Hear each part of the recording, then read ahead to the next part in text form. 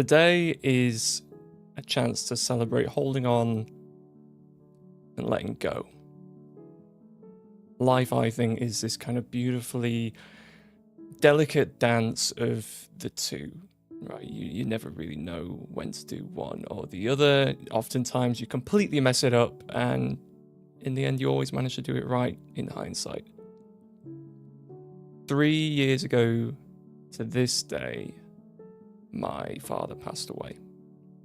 He went peacefully, he went quickly, he went smiling. So today, we're going to smile, we're going to laugh, we're going to cry too. We're going to be human in a time where honestly being human just kind of feels a bit impossible. We'll just choose to be gentle in a world that chooses to be cruel. To aid in our reflections and the celebrations for tonight, we're going to be sitting among pines, we're going to be beside friends, we're going to be exploring with all that fire in our hearts and all the careless abandon of children. Tonight's a chance to just celebrate holding on and letting go, and I couldn't think of any better company to do it with. We're doing a little bit of a anniversary stream. Like I said, today is the anniversary of me losing my dad. Is the anniversary of one of the Outer Wilds episodes. I did something very, very similar. But we're going to just be playing Outer Wilds. If you're watching this after the stream, just skip forward like 10-15 minutes because I have a lovely cup of Yorkshire tea that I'm going to sit and enjoy first. I'm not editing out any of the talky bits in this stream. It's going to all be in here so you can watch it back later. But yeah, those of you who are here live now, words. Those of you who are here now, hello. It's been a while.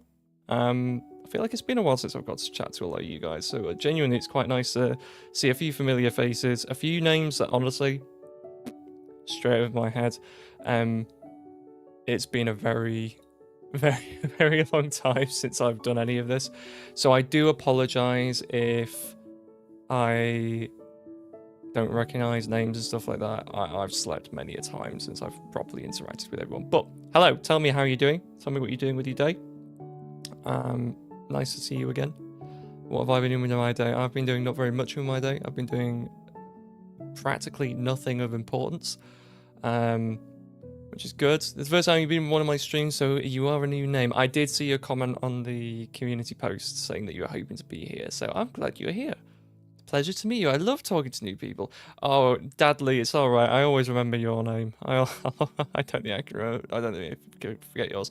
But yeah, say hi, everyone. If you want to introduce yourself, if you do want to tell yourself a little bit, tell people and me a little about yourself, feel free to. I genuinely enjoy this side of the content creation. I like talking to people. Let's have a look. New stream watcher. Hello, welcome. What the aim is with streams, I'm hoping to do at least one YouTube stream each month, maybe two. It just honestly depends on availability and how I'm feeling and whatnot, but the aim is we'll do something as a community, just so I can talk to you guys in real time. I always make an effort to respond to comments, and I think I always will, even if somehow the channel explodes in like the next few years, and you know, I would still try and respond to everyone. That's kind of my problem. But yeah, there's going to be an opportunity to just be a community and to talk. If you do like the kind of talky bits, we do have a community Discord, which is fantastic, and I hang out in there loads anyway. That's when we tend to do a lot throughout the week in there as well. So there is stuff that you can do to get involved, but if not, I'll see you here at least once a month. See how long I can keep that up, eh? Yeah, so hello, Cookerly. I do remember that name. That name rings a bell. Either comments or otherwise.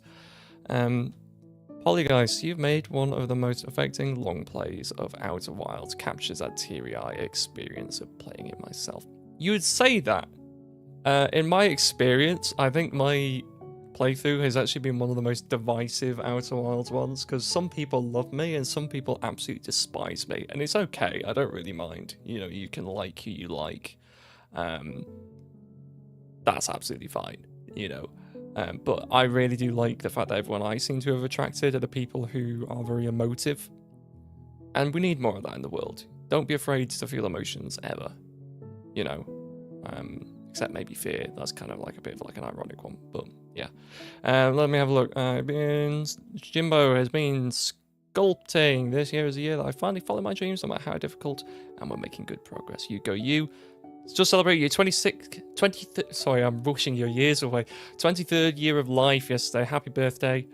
And now we have way too much leftover sushi in the fridge. How can you have leftover sushi? I don't like sushi. I've not tried sushi. I'll rephrase that. I've not tried it yet. But everyone I know is ravenous for sushi. So congrats on having some leftover.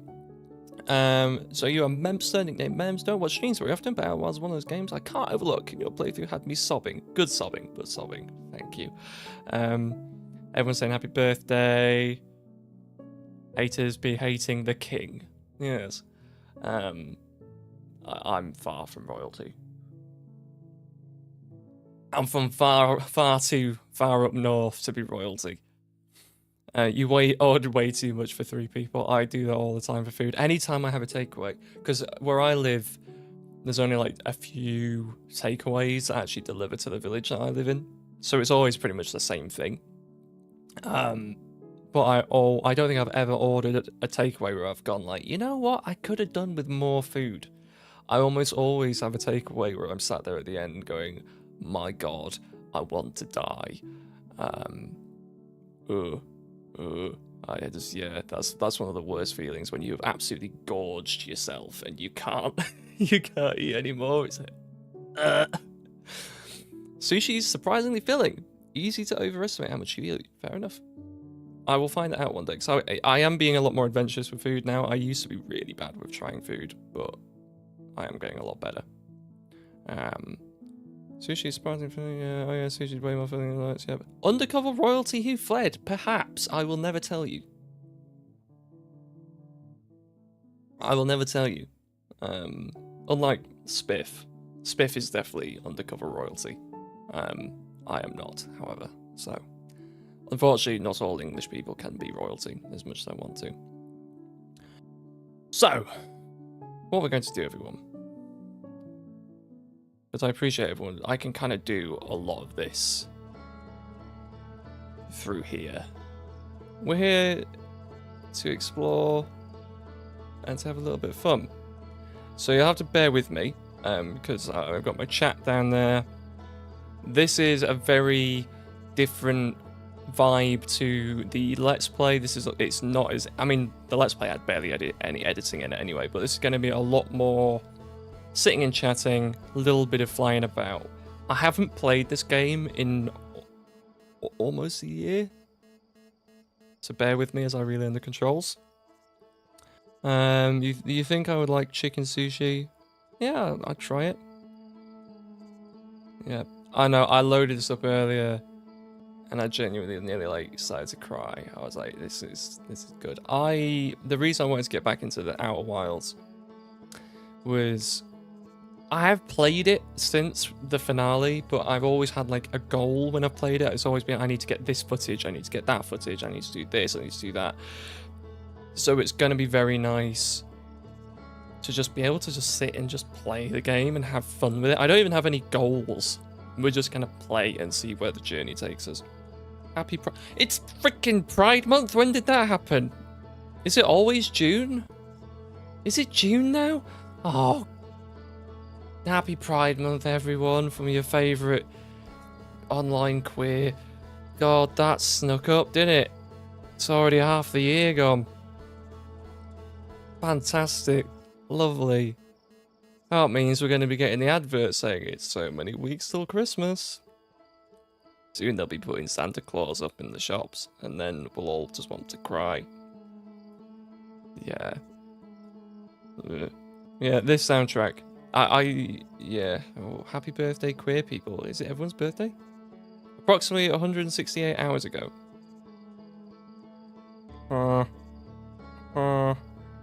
What we said, did something fun for myself. Yeah, I replayed Outer Wilds pretending I didn't know anything, effectively LARPing the hatchling's journey of discovery. That's awesome. Yeah, I just want to go into it tonight. I don't have any inkling of what I really want to do. I'm just going to fly around and just do stuff. I'm just gonna have a bit of fun, even though I have played. Disclaimer: if you're somehow here and don't know, I have played this game before. So I'm not doing any discovery or stuff. We're just revisiting the game and having a little bit of fun.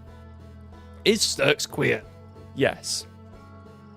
And I will leave that up to your imaginations what that means, because I think that's funnier. But yes, Sturks is one of the queers. Yeah, in a few days we'll be in November. That's how the year goes. In the UK, I don't know about everywhere else. Oh, I've turned my sensitivity all the way down from doing when I was doing camera work. Right. What was I saying? I was saying a bit. I was gonna do a bit, and I've forgotten the bit. In the UK, I don't know about you guys, our year, just like as you get older, especially if you're young, like younger than me, I am young, but if you are younger than me, right? If you're like in your teens or your tweens, whatever, time starts to go really quickly as you start getting a little bit older, right? It just does. One day you'll wake up and it'll be, when the Quentin Saints forgot, happy birthday to you, I wish you a Merry Christmas. And that's pretty much just, yeah, gone. That's how it goes. It's awful. It's absolutely awful. Yeah, I know, there's like 30 odd hours of Outer Wilds, and yeah, it was me. It was me. So, I've completely forgotten how to play the game. I am just going to turn up my look sensitivity just a little bit. Oh yes, that's better for playing. I've missed this. I've missed this. Have I still got some of the shaders on? Hang on. I think I've still got shaders on. You get to see behind the scenes of how Sturks makes videos. I have like a bunch of like shader stuff on. So.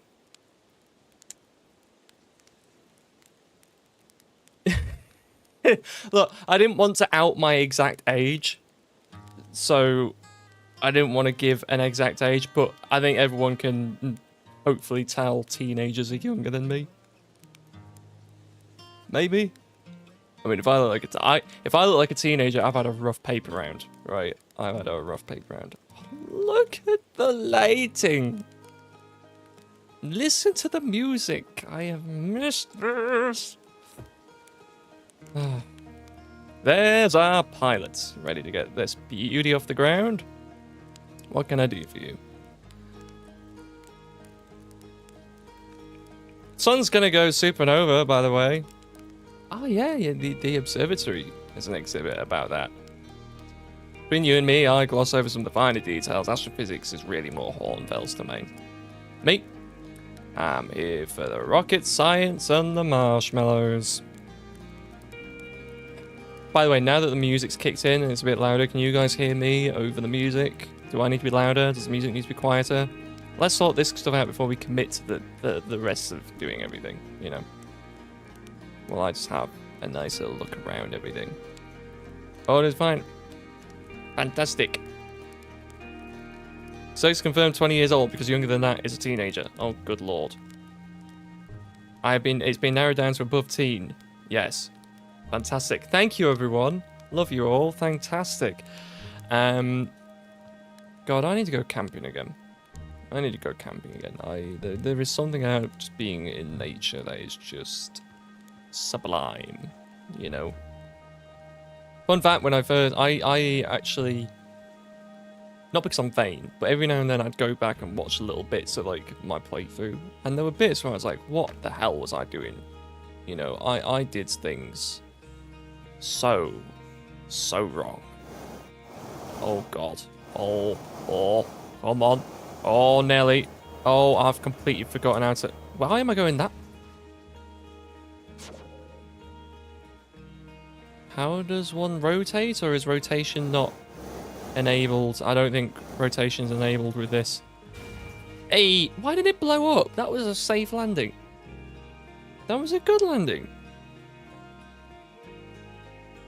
That was a good landing. This is broken. I don't need to be here anymore. It's broken. I'm just gonna turn it down because I had it very, very loud in my ears. Right.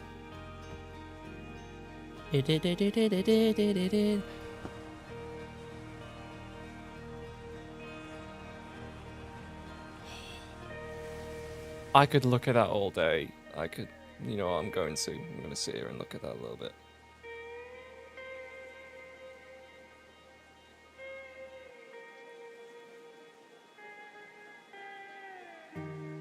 The thing that amazes me is that the soundtrack is in time with what's going on. This is a sunset. This is a musical sunset.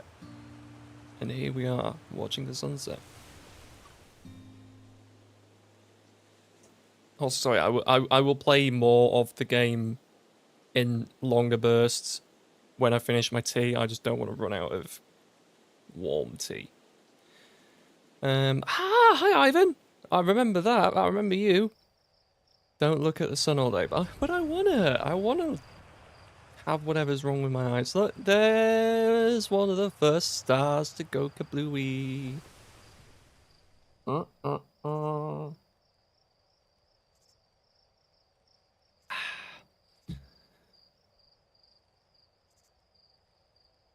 I didn't even think about that with the 20 minutes that you can have like a whole album. That's clever, actually. What tea am I drinking? I'm drinking good old Yorkshire tea, otherwise known as the only tea, the only correct tea. Cold tea is the worst. Like, so, I'll let you guys in with a secret. This is one of the pros of being able to be here and to chat, like, in real time. I may have already recorded the first hour of Blueprints, and I may have had to throw the footage away because my audio was awful. I have a really wet mouth, apparently, when I'm talking. Didn't even notice that. So I got a new microphone, got new everything. It's all really high quality, but now it picks up every noise that my mouth makes. And one of the pieces of advice I found was to drink cold tea. And I just sodded that one right out the window. Cold tea is vile. I know some people really like iced tea, but I just can't do it. I really can't do it.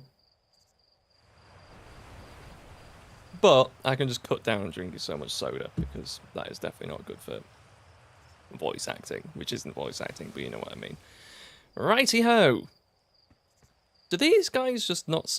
Right, so obviously I know that this is real dumbed down because video game. But these guys don't appear to sleep every time the sun goes down, so like what's their sleep schedule like? What is like an actual day to them? Because like a solar day for these guys is quite short. It's like however many minutes or seconds. They're not going to sleep for that, so like how many days do they need to go? Like is a week when they sleep? Do they sleep for like... Do they stay awake for a week, sleep for a week? But it's not like a 7-day week? I don't know. Don't know.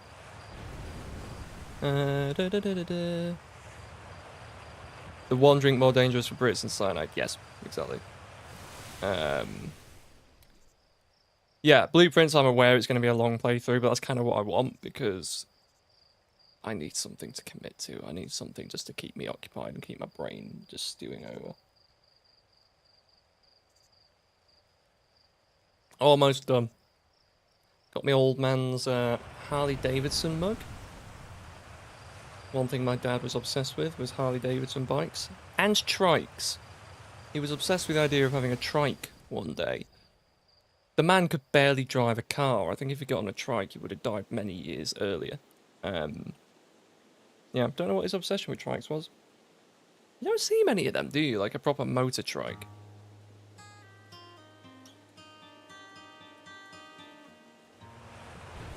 Right, tea's gone. You have my full attention. Maybe they sleep like horses. How do fish sleep? Actually, Dadley brings up a good question there. Hi, Porfy. Heyo, Atchlin. Hey, you're leaving us to seek adventure amongst the stars. When you return, let's you, me, and Gossan open up a bottle of the good stuff. I like how both of these are fairly, like, different levels of autism. One is just, like, Actually, I'm only seeking adventure amongst one star, and the other is just that kind of masking autism where you're really funny. Like, everything you say just has to be a joke. Like, the good stuff is listed as just sample in a more daunting digestive challenge. An iron stomach is the mark of a true Harthian, my friend. Our hardy hunter-gatherer lifestyle stems from trial and error, by which I mean our ancestors survived eating a lot of bad things. I want to know, on a human level, how thirsty was the person who first discovered cow milk was drinkable? You know? You know? Rutile! I can't remember what voice I did for Rutile. I can't remember most of the voices, I'm just improvising again. Oh, hello again, everyone! Let me have a look. Ooh! Message retracted, that's okay. Don't worry about it. Don't worry about it. Take your time. So, some sleep shut down half of their brain at a time. Others basically just sleep and let the other carry them whenever. That's awesome.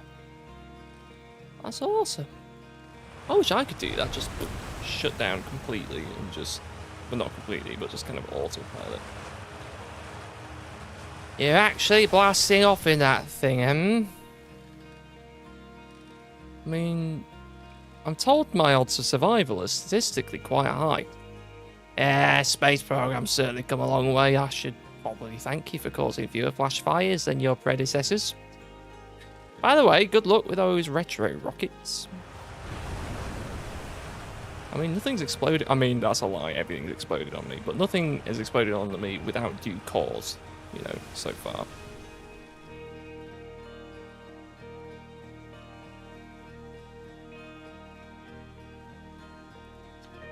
This pilot seat, used by pioneering astronaut Feldspar, is all that remains of our inaugural flight into space. Although it's been argued such a distinction requires a breathtaking liberal definition of flight, that day will nevertheless always be remembered as a landmark achievement in Harthian history. Flight is flight. If you're off the ground, that is flight, even if it ends in an explosion. You just didn't master the landing, you know, and that's fine. It just gives you something to work on. Give you something to work on. Oh, look at that old radio. My fun fact, my dad used to be part of the pirate radio movement. So I don't know if that was just an exclusively British thing.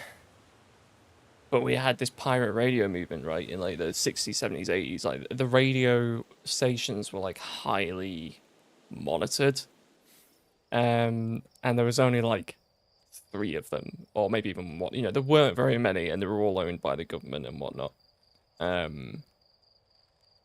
So there were pirate radios who would set up like illegal broadcasts, and they would like broadcast music and stuff. There's a really good film about it. If you ever want to watch it, it's the film called The Boat That Rocked, which is about a famous one. I can't remember the name of it. Radio Caroline, I think it was called, and they had like an old steel-hulled boat off like in international waters, and they would broadcast this kind of radio broadcast, but the Brits couldn't do anything to stop them because it was technically outside of their jurisdiction. Pirate radio is a very UK thing. There we go then. It's a UK thing. My dad was part of the pirate radio movement, right? Him and his mates did it as when they were like probably about my age, maybe a bit younger, but they went around as being absolute rascals trying to like broadcast things. And some of the stories, like some of the things that he got away with are ridiculous. Like one of the tricks they did, so we have like terraced housing from like the Industrial Revolution, where it's like house after house after house after house and all glued together. You might have like genuinely like dozens of these things on a row. And what they would do, they would live in one of the houses and they would go into the attic, and then they would run the cable for their like transmitter all the way to the far end of this tenement block. And then, like, burrowing through people's attics, which is, yeah, a bit weird, but just bear with me. And they would put the transmitter at the far end. So then when the police turned up, because they could track where the radio signals were coming from, roughly, they would get to this block of houses, And they'd be like, there's like 30 houses here, we're never going to find this bloody thing. And they got away with it for ages. No worries, Mems. We're going to be on here for a few hours anyway, so don't stress about it. Bill Nighy is a fantastic actor. I love Bill Nighy. Yeah, they did that. What else did they do? There was one where they went to like a flat of apartments, like a flat block that we call it, a block of flats. And they did something similar, but they were like in the basement, and then they would take the transmitter all the way up the stairs and then throw the cable off the side and then all the way back down into the basement or something. I can't remember the exact kind of thing. But then again, they would get to like this block of flats and they wouldn't know where it's coming from. But I think they got done on that one because one of his mates was sat in the basement having a cigarette, and the police could smell like cigarette smoke, and they just followed it. So it's launch day, huh? Al's gonna miss you. Speaking of launch day, I was thinking about it. And the platform those ships launched from is getting old. Isn't it about time you build a new, less flammable one?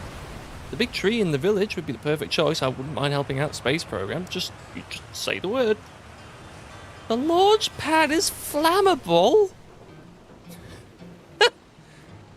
Didn't realise that. Don't worry, it's held up for all the launches so far. It'll definitely be fine for yours. Probably.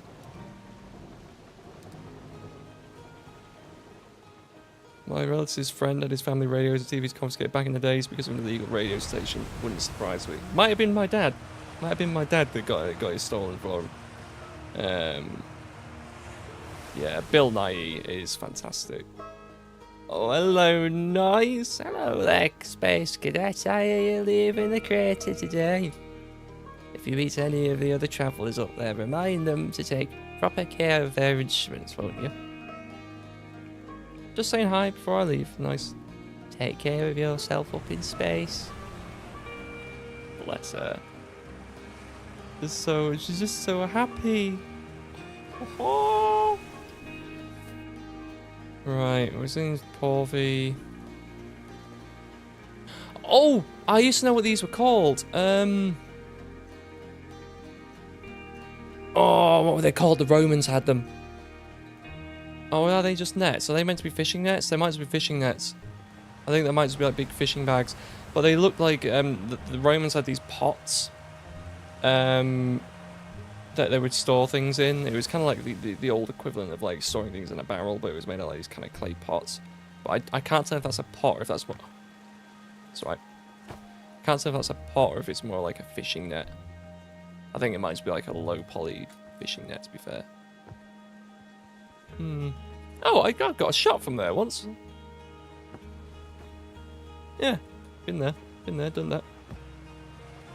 Bill Nighy is not related to the science guy. Bill Nighy is a national treasure, and as it was correctly stated, he's played pretty much every sarcastic, sour Englishman in most media.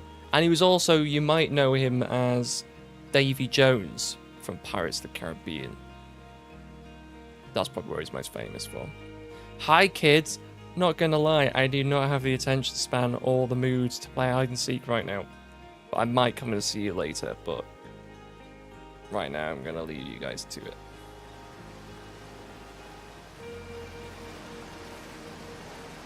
Fishing rhyme, singing helps me pass the time. Alright, you're leaving the crater. Guess we'll be a little busier without you around to lend a hand. That big water planet, Giants Deep. That's right, go. Why is that? One time after the rest of the village had left to sleep and it was just the two of us sitting around the campfire, Gabbro told me about their first trip to Giants Deep. They landed their ship easily enough in the waves, but couldn't see too far down on account of how murky water was. I guess too dark. Gabbro wants to see what lay beneath the surface, so they decided to travel deeper. Travelled down and down, but suddenly Gabbro couldn't go any further. Please, tell me more. I will. I was just pausing dramatically. As though exercising a will of its own, the water was refusing to let Gabbro go any deeper. It held Gabbro back, almost as if it were trying to protect them from something. And then, in the terrible darkness, Gabbro saw it. The tentacle of some hideous beast. Ah! I mean, that's what Gabbro said anyway. Whatever it was, it freaked Gabbro out pretty good. Everyone wants to hear new stories at the village campfire, you know. Make sure you bring some back with you. I definitely can. Wait, what happened? Oh, the kid's going to be gone in 20 minutes. Oh, no. I was like, have I missed someone in the... Ah, my legs. My little legs. Where is the village campfire? Or is it the one that we were at? Round by there. Oh. What happened? I don't know. I can't remember. Oh, there's so many... Hello, everyone. There's so many people. Oh, my God. Lend a hand, or I'm now imagining you as the unpaid intern. I don't think anyone gets paid here. Not gonna lie, I don't think anyone gets paid here. I think this is pre-money, I think. Yeah. No, don't guilt trip me into playing hide and seek with kids. I'm gonna be dead in 20 minutes too.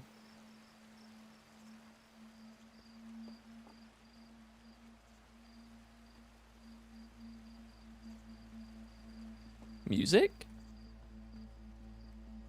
It's not been that long already. No way! Oops. Well, kids, do you want to go play? Is that my favorite shovel raker? Mm-hmm. That's fine. Sure. Let's play. You go hide, kid. You go have some fun now. Yep, there you go. I will definitely can't see you right now. I'm just gonna let them think they're having good fun before the world ends. I'm going back to the campfire.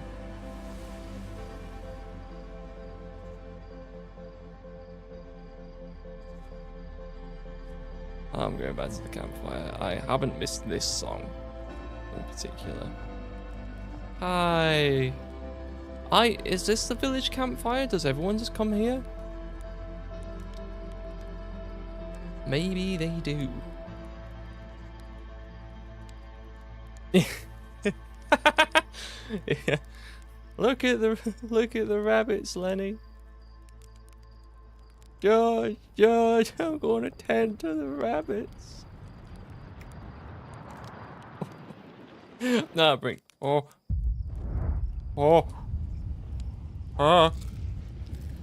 Crunchy. Where's it coming from this time? Somewhere over there. Oh, ooh, it's pretty though.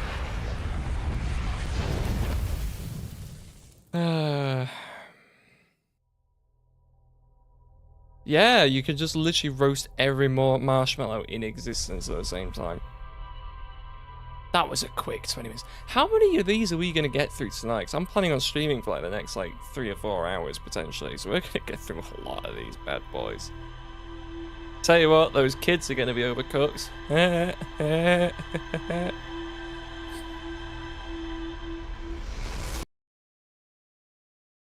Oh yeah, I remember that. I remember reading it, and then we'd already read it through once, right? And then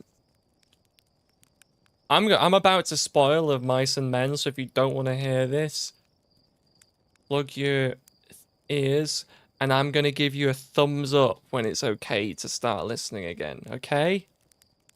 I could be so cruel right now.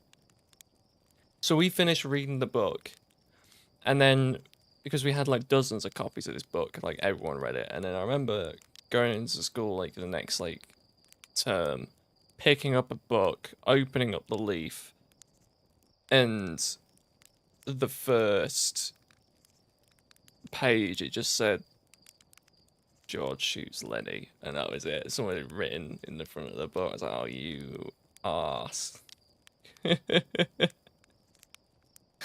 Right. What do they make marshmallows out of? Bones. So I think canonically these are all Know My Bones. That's my head canon. I think you can make it out of other stuff as well. So Oh yeah, you can listen again now. Anyone who was waiting. Right. Yeah, I think everyone did it at some point. They just wrote stuff in their books just to spoil it. But it made me laugh. I'll admit that. But yes. Anyway, hello everyone. If you guys do have any questions, by the way, while I'm just faffing about for the next few hours, please feel free to just shoot questions. If I miss the questions, I'm sure that Jimbo will notify me that I've missed them. Just look at this. Yeah, no marshmallow. I mean, it would make sense, right? Because the Nomai were here too, probably. Unless maybe that's why we don't see very many fish. Maybe we've eaten them all. You need a lot of... You need a lot of fish bones. Do fish bones even have gelatin? I don't know how you make marshmallows. Right. Given my recent nautical experience, have you heard the song The Last Shanty? Yes, and it rings a bell. It rings a bell. 1 second, guys, while I just quickly tab out and just make sure this is the one that I think I'm thinking of. The Last... I can't spell.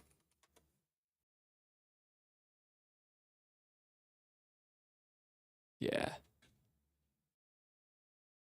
Yeah, I've heard a version of it at least, anyway. Yeah, no, yeah, I do know that one. So one that I think is related heavily to your experience lyrically. It is, yeah, no, I'd agree with that. Oh, I didn't know they were named after a mallow plant. We don't make marshmallows out of them now, but there's a theory that the marshmallows in the game are just based on that. That's cool. That's cool.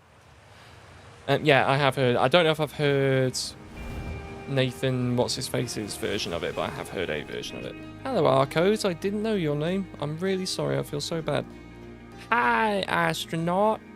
You know that patch of ghost matter inside its fence? Ghost science said it used to be bigger when they were hatching because ghost matter evaporates.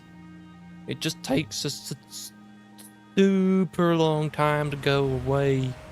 I hope there's still ghost matter in the village, but I'm a grown up. Ghost matter is awesome. You know, ghost matter is how Tektite lost their foot, right? Whoa, really? That's so cool. Which one's Tektite? Which one's Tektite?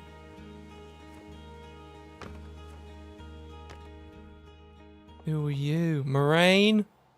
Oh, hello, astronaut. There's a good weather for your launch, right? That's so lucky.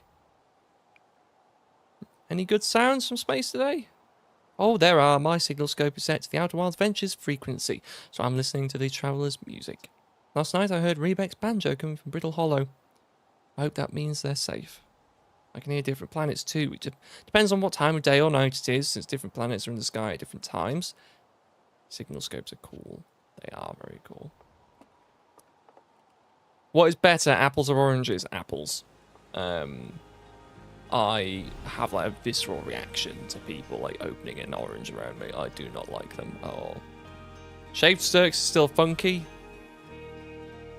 Funky fresh. He's not gonna grow up. Oh no. I wish.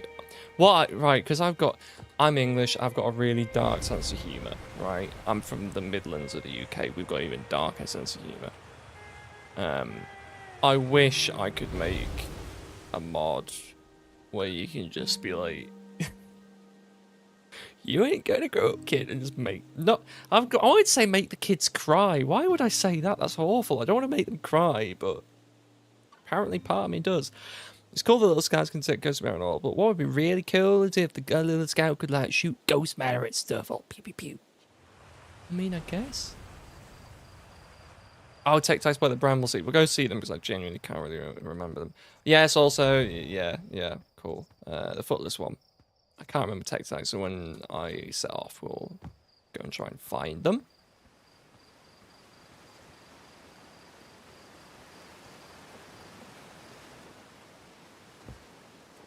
Hmm. Hmm. Now, the thing that's interesting to me is, like, obviously its eyes are open, but... And I think this was probably explained, but I have slept many times since then. We have always gone back to this time. I'm trying to think how to explain this. Why is its eyes still open now? Like, it's a bootstrap paradox, isn't it?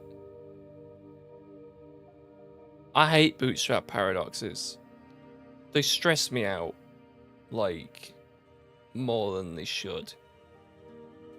You know, if you went back in time, if you got a time, if tomorrow you found a how to build a time machine manual on your front door, and then you finished building your time machine, what would you do? Most people would say, well, I'd go back in time and I would give myself the manual. And it's like, yeah, but then who gave you the manual? If you just choose to not give yourself the manual, then it's not a bootstrap paradox. Someone else must have given it to you. What was the colour named after the fruit, or the fruit after the colour? I can't remember which way around it is. I genuinely can't remember which way around it is.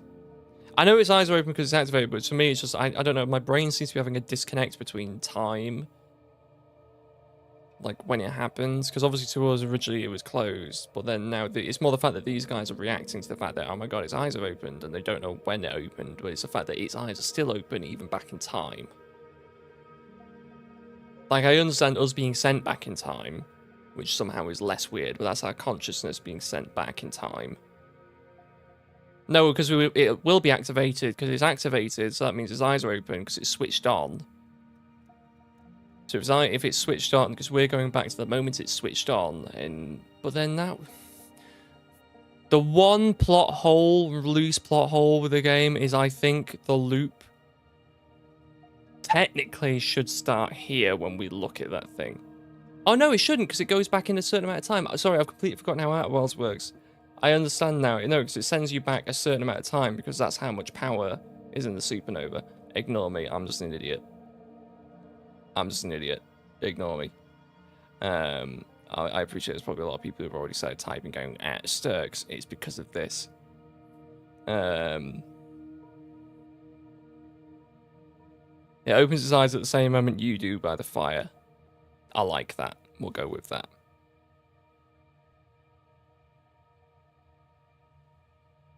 Yeah, cool. I've caught up. Sorry, every now and then I'm going to have a little check on the chat because I don't like missing people. Hi, Hal. Hey, I was just about to come find you. Look. You gotta see this. The Nomai statue's eyes are open.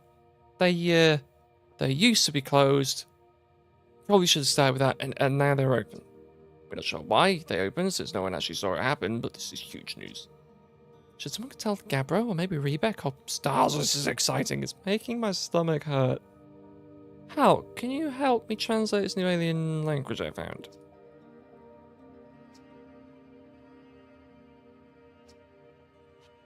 That's why we've got the translator, though, so we're okay. We've got that. Got it all sorted. Hey, look at this. The statue opened its eyes. Bet you wish you'd seen that happen, huh? Me too. I'm not even a little closer to understanding what's going on with this statue. Is there something you needed? I found Feldspar. Have I had this conversation before? The Feldspar didn't immediately join you on your ship and return here. It's incredibly Feldspar of them. We were never entirely sure what Feldspar was thinking back then either. Still, we ought to fish them out of that dreadful place with all haste. I'll radio Gossan and have them prepare a ship. Really should be Gossan who brings Feldspar home. Again, thank you. You can hardly imagine how profoundly happy I am to hear that they're alive and unharmed. No, I'm good.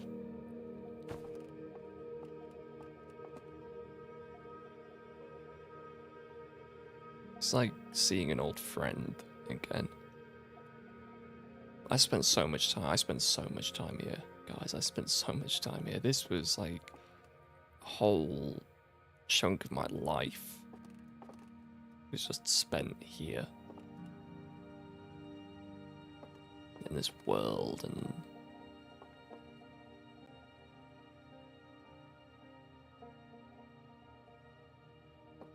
I'm guessing there's Oh, it's tidal. That's the moon. Yeah. Very good. Very true. Alright, oh goodness. I look away for a second and the chat's completely right away.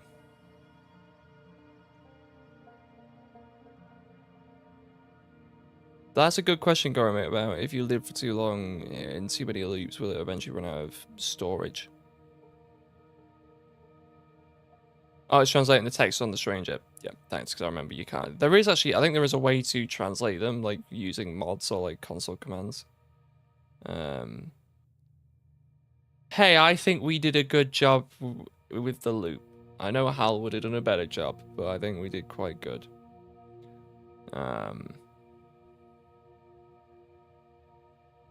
Yeah, it's been a while since I've been exposed to most of this. It's quantum chat.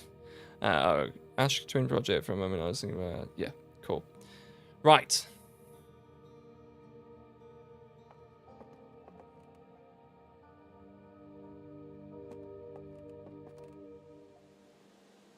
Sun's looking very red.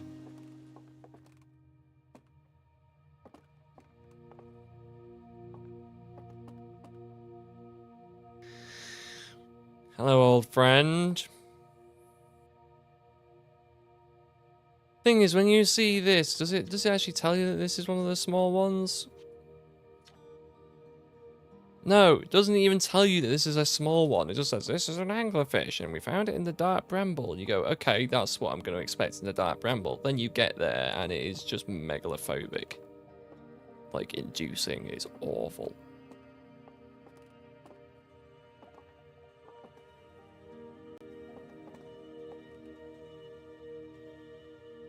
Well, we know that for certain we definitely didn't use all the Nomai bones for marshmallows. I still think the marshmallows are maybe a plant, like, now that we know that they came from a plant originally, but... Museums make me so profoundly happy. So incredibly happy. This fish is British, judging by its teeth. Thank you very much. I take great offence to that, even if it's probably true. Yeah, looking at him, he's probably from... I'd say the southeast. I've missed this. I'll make a point of not playing this very often.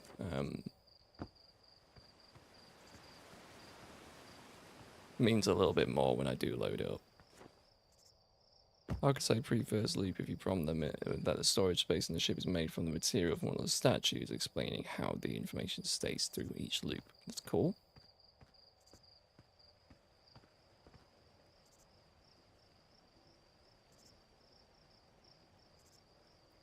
Did you ever get the hotshot achievement? I think... Let me just check. I think somehow I actually did get it, but I didn't actually get it doing it properly. I don't know. I think it must have bugged. Yeah, I do actually have the hotshot achievement, but I didn't... In my mind, I didn't land on it. I think what must have happened is I must have, like, gotten far enough away from it where it thought I was, like, no longer on it and then landed. And it went, ah, wait, you've done it. But I didn't earn it fairly, so I don't know how I did it. But I remember that popping up one playthrough and me going, what?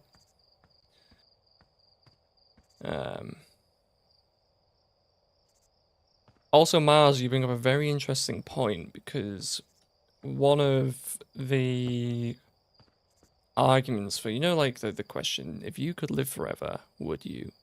No. Because eventually, several things are going to happen, but one of them is you will start forgetting things.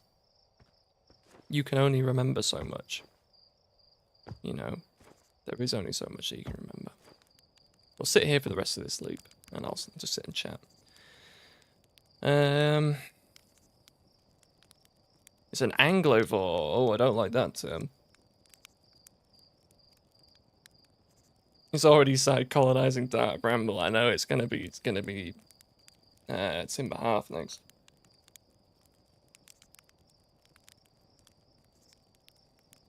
Yeah, I don't know who the one in the museum was. I can't remember if it said where they found it. They might have found it on the moon. I presume they would have found it on the moon, because that's as far as we've kind of really gotten reliably. I know the others are on the other planets, but they're kind of, it strikes me they're on their first expeditions out there.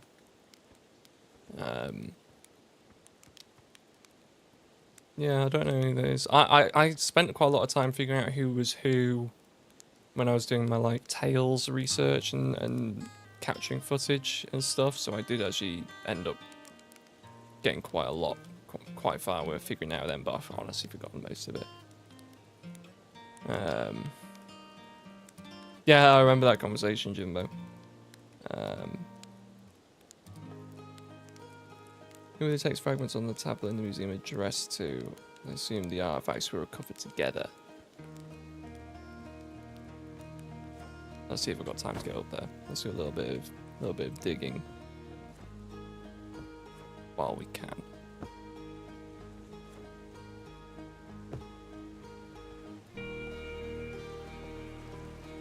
Oh, I love this soundtrack. Have I identified queer Nomai during my Tales research? Yes, I did. Yes, I did. Which baffled me because, like, one thing that you'll notice with the new videos is the old intro isn't in there. Like, it's not a conscious choice. I just kind of talk now. Like, I don't put anywhere near as much of an act. But that's one thing that baffled me about this. People used to complain about the old intro. And I'm like, you're playing a game about non-binary fish people and quite a few queer space goats. You know, like, why are you complaining about that? It's people. Right, let's have a look. So these were probably found together. So is Blue there here? Yeah, Blue is like they're here. So Cassava and Felix. Could be Cassava or Felix, maybe. Oh, I blocked so many people. Like the second they said anything like, I think that you shouldn't be saying these kind of things. It's alienating. I was like, right. When we see here a Parthenoan skeleton, we can tell from their skulls that they possess antlers and quite unusually only 3 eyes. Now my body was likely adapted for living exclusively on land. Differences in the Nomai's anatomy, such as their shockingly fragile bone structure, show us that Harthians couldn't have descended from Nomaian ancestors. It's not clear where the Nomai originated from or why they disappeared. We hope to find more clues to this puzzle as we explore our solar system. Trust me, you're gonna wish you didn't. Yeah, I think Cassava or Felix. Judging by that anyway. But then again, they could have gone back wherever anyway.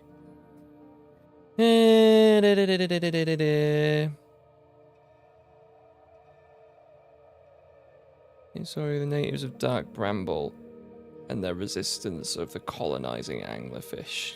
Yes. Yeah, in the next loop, we'll go to the Atoll Rock and we'll have a look and we'll see if we can start deducing who is who, just for a bit of fun. Off the top of my head, I can't remember which ones, and I don't want to get the names wrong because it's been such a long time since I've done Outer Wilds, so I don't want to mess it up.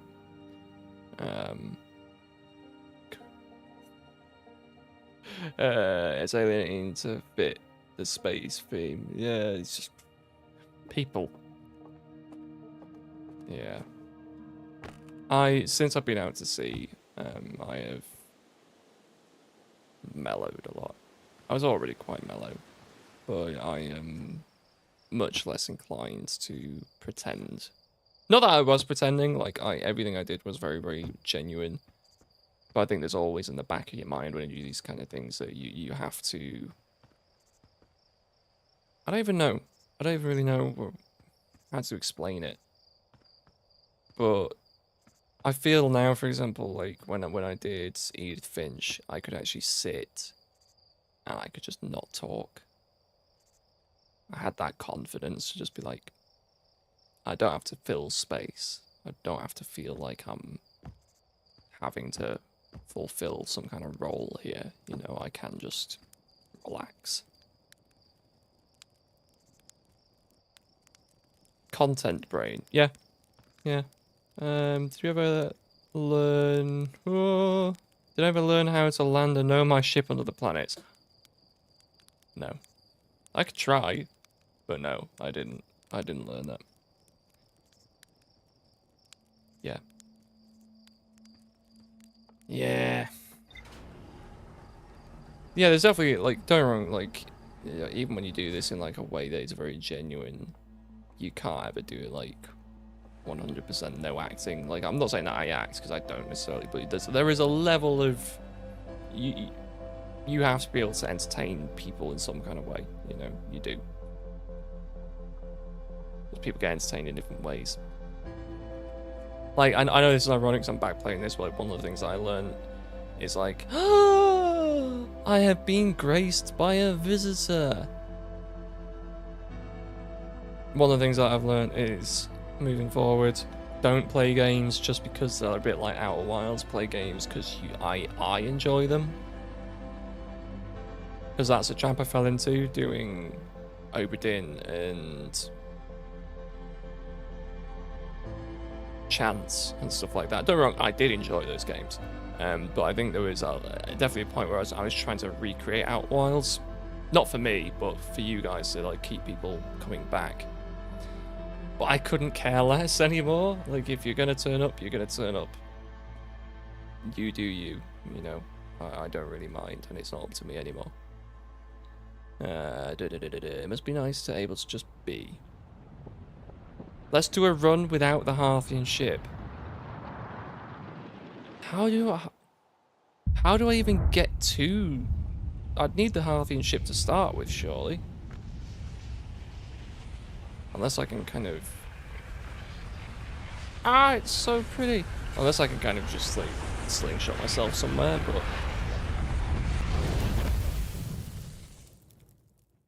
Flashbanged.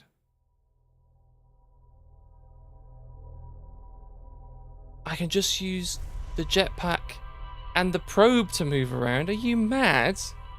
I don't have that kind of skill set. This is me. Have you learned nothing? I don't have that kind of skill set. I can barely fly the ship.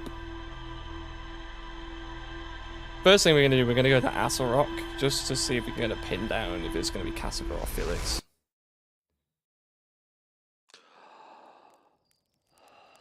Every time you fire and recall the probe, you get boosted by the recall. I have to try this, even if it kills me.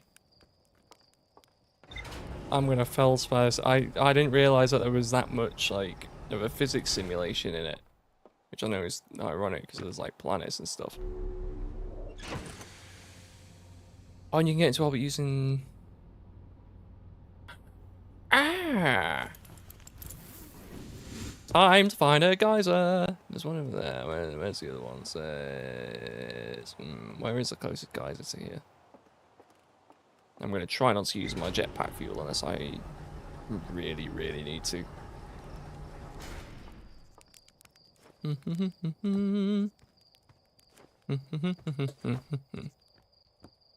your pardon. Thank you.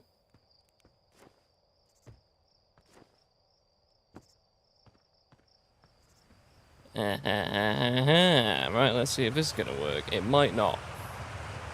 It might not. Oh. I didn't realize it was just a hole. I mean, I know I've been down there. I can't remember if I did it in stream or in like the last bit, like, episodes or whatever, but I have been down underneath Timberhearth, but I didn't realize it was just... Yee-hoo! Hey! Okay, we're now in space. Never mind. I think I'm about to fall. I didn't get quite enough velocity. Oh, shoot. Well, this is going to be a bit sticky. Oh, do I have... Oh! You'll have to forgive me. I appear to still have infinite fuel on from when I was shooting for tails. Yeah, and invincibility. See, behind the scenes. This is how I shoot tails, so I don't, like, accidentally lose oxygen when I'm trying to do my free cam stuff. So we'll go in here and we'll turn it all off. See? This is stuff that I had to do to get those really pretty, like, cinematic shots of stuff sometimes. Oh my god, yeah. we're not shooting stuff now. We are. Oh no, that wants to be on. Fog wants to be on. That wants to be on. Because they're normal. Thrust limit. Is that on by default? Is there a default? Default settings. No, that's not default. That isn't default. That's everything just on. I'm going to presume they're on. Thrust limit? I don't know. Could be either. Let's leave the thrust limit off, just for a bit of fun. And now it's reset me over here, because for some reason, every time the loop starts. I broke the game when I was trying to shoot the latest episode of Tales, so just ignore the jank for a moment, and we'll get back to it.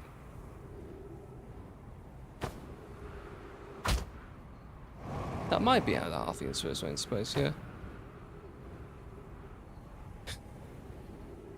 No, to be fair, it's one of the things I was very, very, very, very strict with myself about. The only time like I actually started doing like the proper cinematic stuff was like after I'd like already finished like most of the game. And like the few times I did get shots before that, like I was very strict with I can only take a camera, or I can only go where I know for a fact I have been. Like I can't go anywhere else. Up to you if you believe me or not, but I was very strict with myself. Right. Let's get the spacesuit.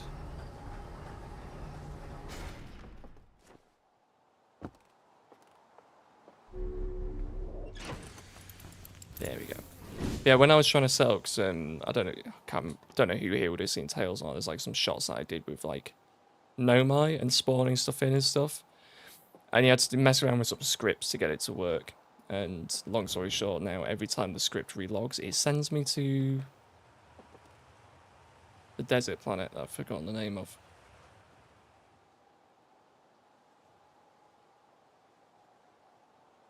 Why can I not remember the name of the planet? There we go. One of the twins. How do I zoom in? There we go. It's not Ash Twin. Ember Twin. There we go.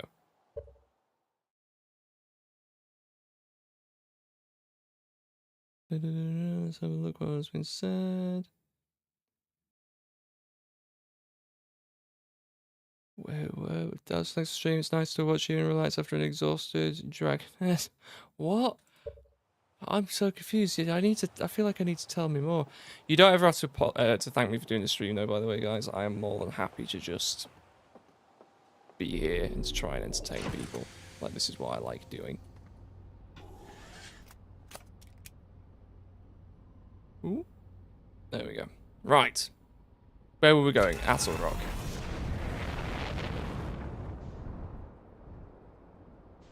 I remember my controls. No, first I'm going to go see Tektite, because I can't remember what they look like. I just know that they are now missing a leg. So I go say hello to them. Not bad. Not bad for a first flight. Guys, stop that. I'm really bad at taking praise, so just... Please don't praise me. I'm so bad at taking... Did I even notice that they only had one leg? That looks like a rat trap. Tektite. Oh, you look like pretty much any person from the Midlands of the UK. You've been down pit. You work 15 hours down pit, then come home to your one bed flat and your 17 kids. Working for tuppence. Hey, actually, thought you were taking that tin can of yours into space today. What are you still doing here? Mate, I saw Solid crash over the horizon. Didn't like what I was seeing in the pictures my little scout was sending back, so I thought I'd come over here myself and take a look. Is that Brambleseed? You think so? I've never seen... It's nothing I've ever seen on Timber Hearth before, so you're probably onto something there. Whatever it is, it put down roots in a hurry. Don't like the look of this thing, actually, and that's a fact. Think I'll set Marl and Hal loose on it. Best get rid of this mess sooner rather than later, and no one can remove an unwanted plant faster than a tree keeper can. I'll have to get a look at what's inside the seed first, though. Don't want to set anybody to hacking up a potentially dangerous plant without a better idea what's lurking inside. Stuff can help me all the old scout launcher over here. Obviously, the opening's too small for someone to fit inside. And anyway, so I'm not going to blindly stick my hands into anything that looks as unpleasant as that seed does. That's a good way to lose an arm. Or two. Yeah, I feel like you would know. Which one's tough? Which one's tough? Oh, God. Thank you all, everyone. Yeah, streams and videos so chill and relaxing. I do try.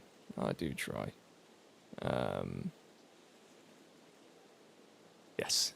That's how everyone talks from where I'm from. That's it. It's like work. I remember my old woodwork teacher. He used to work down the coal mines back in there, and he always used to come in. He's like, back when I worked down pit, and we did this and did that. And, you know, you young'uns and all this, and he was just that face all the time. Stick my hand into the seed? I would if I could. Whee! But I can't.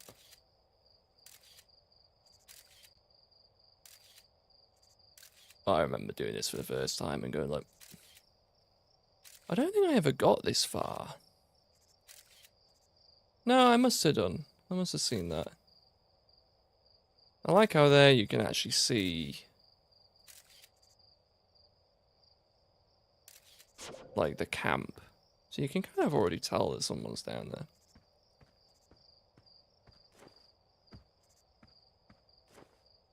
Oh, Tough's in the cave. Well, on the next week we'll go and say hello to them. I want to make an effort to go and like say hello to everyone that I can. Righto, can I get to the moon without... Oh no, that's the wrong button. That's because I've been playing too much Star Citizen. Right. Oh.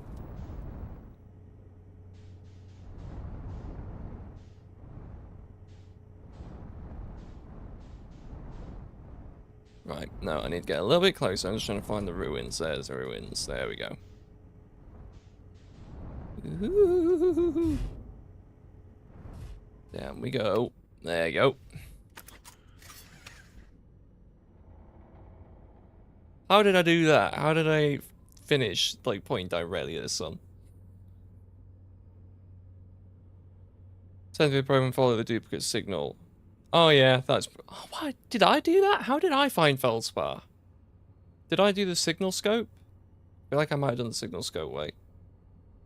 Just thought of something about revisiting Outer Wilds. This game is like an escape room with puzzles, set pieces, and character actors. Playing the game again after seeing the end is like walking around the set of an escape room just to enjoy the ambience. That's why we're here. That's why we're here. I think you might have just looked into flying the right way, but I don't remember anyway either. If anyone can tell me how I did it, let me know. I don't remember most of what I did. In a good way, like I know I'm fairly intelligent, but there were a lot of times in my playthrough I was just like, in for a penny, in for a pound, you know, just see what happens. Right, so we've got Casa and Felix. Peleus was here. I was upstairs setting the eye signal locator, and you can hear and follow the signals from the sun, giant Stephenville Hollow. However, something strange is happening when I ask the eye signal locator to follow the eye signal.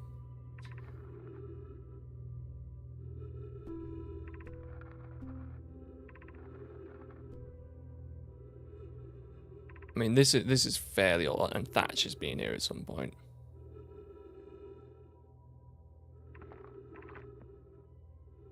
The only thing is that this is obviously an older one because this is before they built the other locator.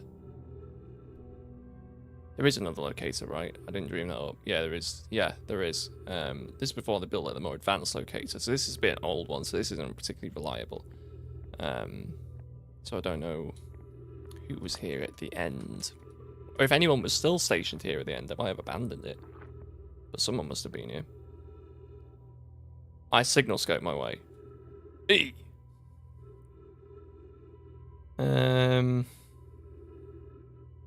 Oh, I can always check my vids. I just can't be bothered right now. I'm busy. I'm busy entertaining. Should randomly pick obscure locations in the system to hang out and vibe for 20 minutes. We'll do that. We'll do that. So we got Thatch. Where should this new, more sophisticated locator be built? It maybe needs to be larger than this eye signal locator. I know those of us originally surrounding land between built a quantum moon locator there, but the heat of the sun made its construction challenging. Oh, the music. I wouldn't recommend building on that planet.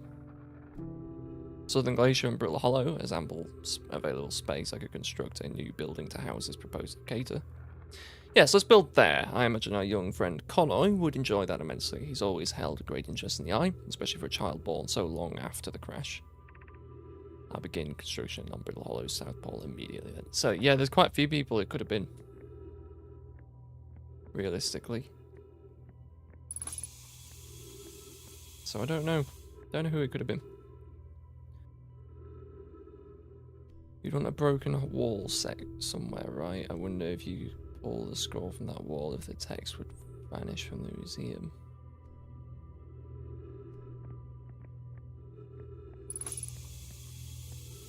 Good thinking.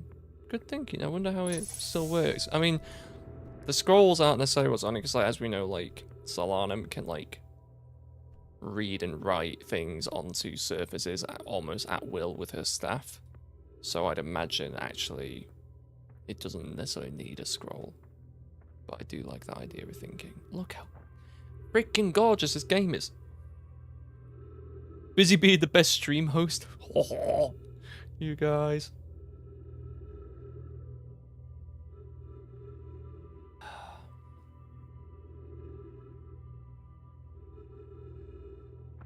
I think we're going to vibe here. We'll sit and vibe here for a bit. You know? Just space. And if I need oxygen, I'll run indoors, you know. Let us switch this on and set it to the sun. Yeah, you like the sun. Because, you know, I obviously can't see it myself. I like how you can hear it when you look through. It's so cool.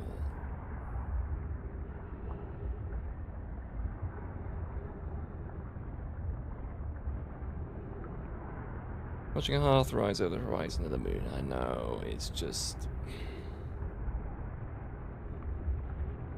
I'll always remember my first takeoff, like my first kind of moment getting into orbit for the first time, and that will stay with me for a very long time. That was absolutely incredible.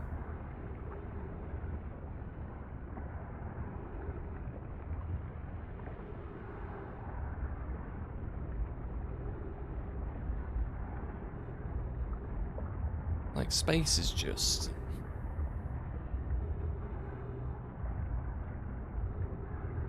It's terrifying, but it's also absolutely fascinating and beautiful and wonderful and amazing. You know.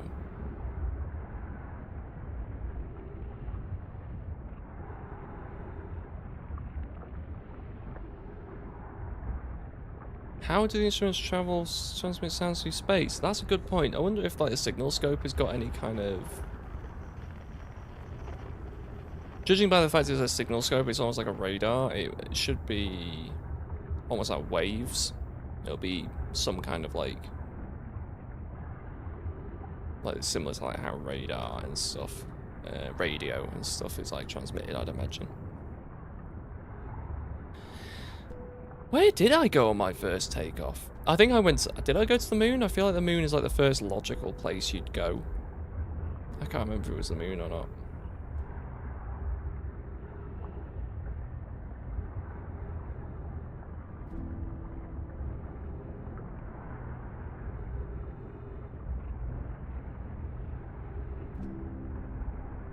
I agree. I think space, calling space awesome is like, because awesome, I feel like oftentimes awesome is kind of like underused. It's kind of like, oh yeah, dude, that was awesome, brah.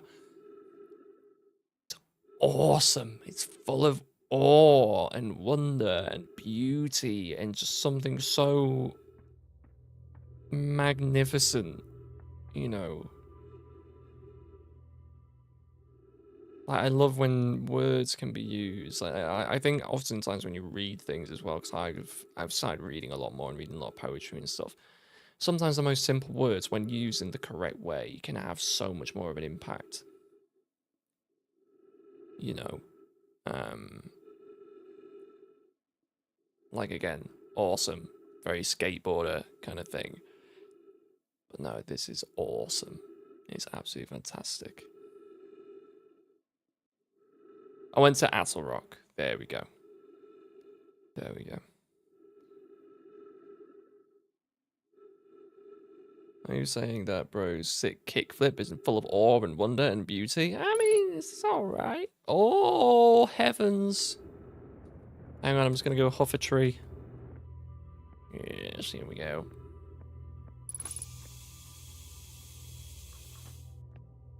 Magic. Magic, magic, magic. The Know My Ruins soundtrack, like... One of the things I had the most fun with when I made Tales was finding sounds and music and stuff, like listening to the soundtrack. It was honestly like half the fun. It was good. I also feel like when you're actually not doing any, when you're actively doing stuff in this game, the time doesn't go as quick. Like we've come up here and done it, and I mean it's looking quite like a big sun, but it's not looking too red. I know it's probably getting there, but would I eat ketchup just on a spoon? Yeah. Not just willy-nilly. I wouldn't be like, you know what, I really fancy a spoon of ketchup. But yeah, I'm pretty sure I've done that at some point in my life.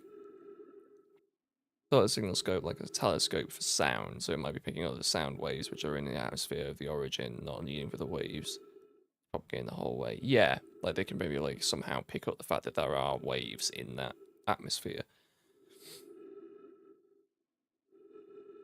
What would I take with me into space?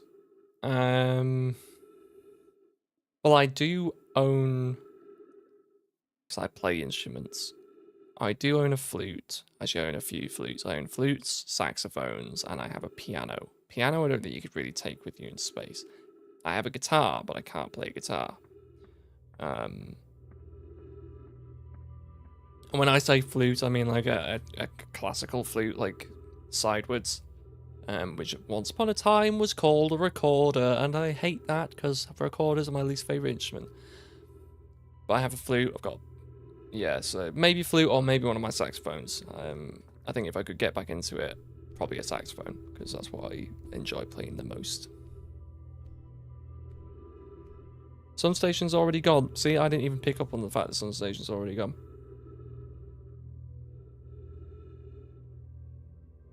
Yeah. I didn't even pay attention to that. Concert stream when?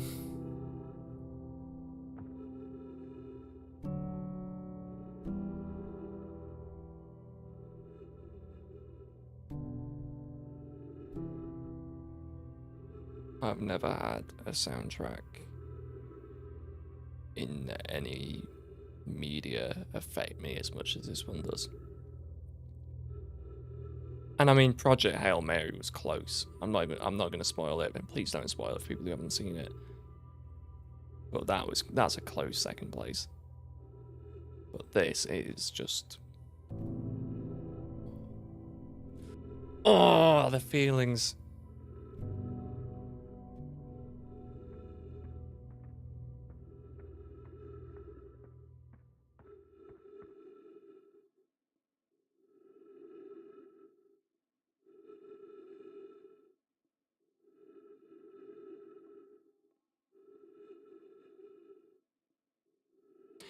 Yeah, true. I think we need another crossover. It needs to be Outer Wilds, Project Hail Mary, and Iron Lung. Yeah, I agree. I completely agree.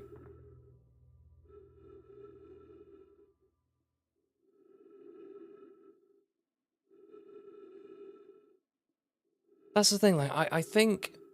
Also, we'll go back to the fact I play music in a little bit.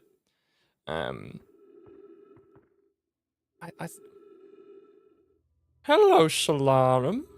What you doing?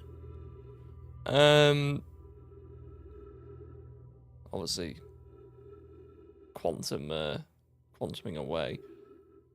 When people say, oh, video games aren't art, so you can't get emotionally attached to a video game.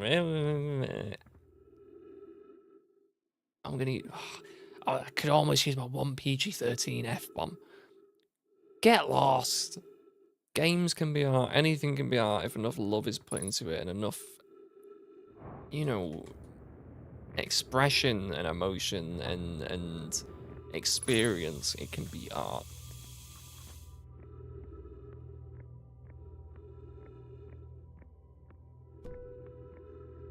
Sorry, the fleeting Solano's got me thinking of there's a clip that I've seen recently of what's the kid's name?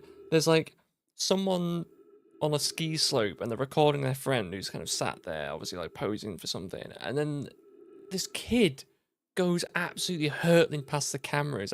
Like, oh my god, I can't stop! Zoom, like straight past, and then like a second later, like this kid's dad comes screeching past it. It's something like Eugene or something, I think is the kid's name. And he just screams his kid's name. It's like straight after each other. And it's the funniest thing I've seen in a long time. And I was just thinking of that now with Solana. I'm just like, oh my god, help.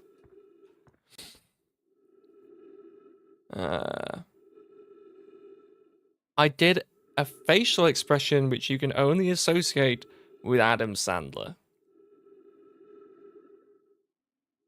Why? What?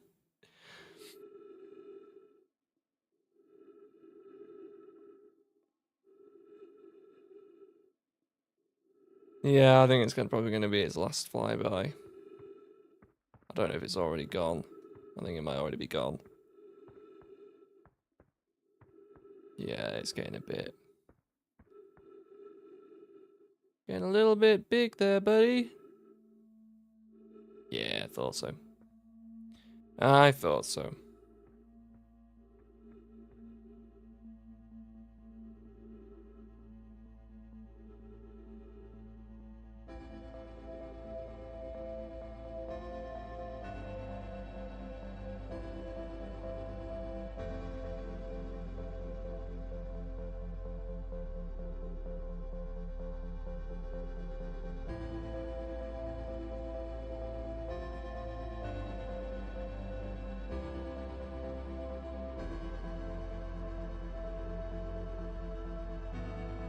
The amount of times I heard this and I just didn't have the time, and I was so stressed that I didn't have the time, and how ironic that was.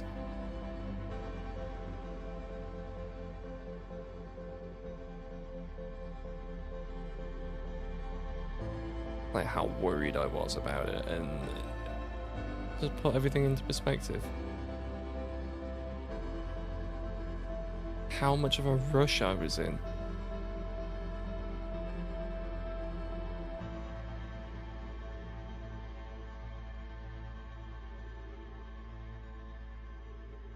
I think if I was a star, I don't know. I don't know if I'd want to go out like a, you know, kind of brown dwarf kind of style, or if I'd want to go absolute supernova, you know, be seen and go out in a blaze that you can see from galaxies and galaxies and galaxies away, you know.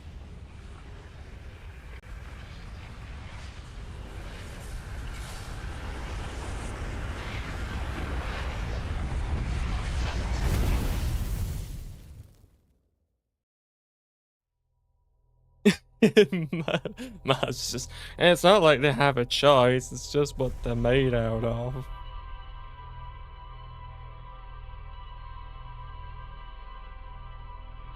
Love it. Where can we go for our next 20 minutes?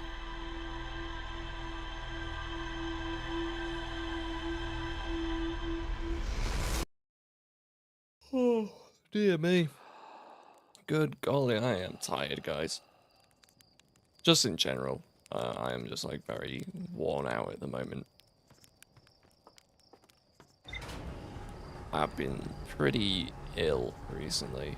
I currently have a problem with, probably not the best idea seeing and playing video games, but you know, I have a problem with my balance. I can't regulate my balance at the moment, so I can't walk very well at all. I have to do everything very slowly. Like I've been off work for too long now. And it is surprising how exhausting it is when you have to think about walking and standing. Because the second I stop thinking about it, I just like go...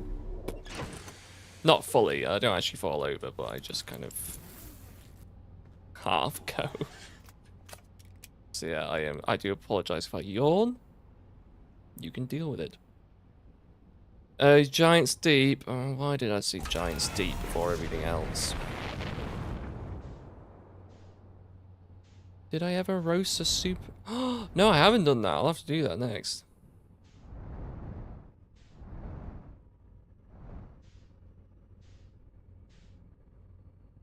No to you, even if you do have Solana over there. I mean, Brittle Rock? No, we just been to the Outer Rock. Brittle Hollow, is that what the word? I can't remember the name of some of these places. I feel so bad. Hello, Mems! I'm not allowed to apologize. God dang it. I'm gonna go sit with Rebek for this one. Sorry, not sorry.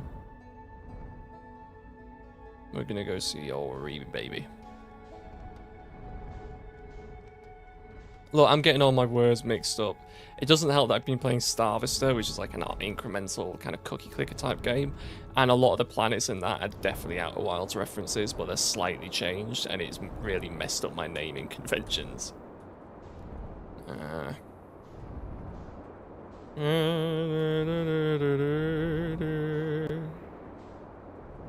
That smoke is just a thingy, McThingy.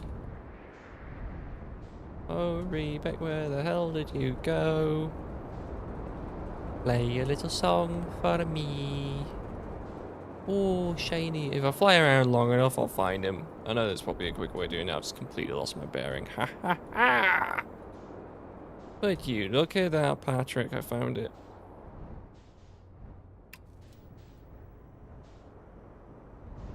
Oh, I never realised that you can see Ghostmatter on this camera.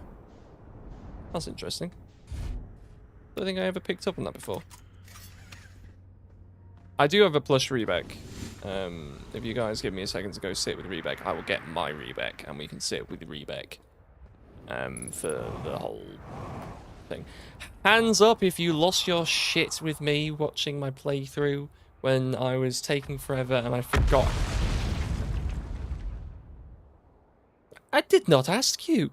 Hands up if you lost your patience with me because I couldn't remember how to use a jetpack that time. I'm definitely one of them. I am one of them. I'm my own worst critic and stuff like that. Ah!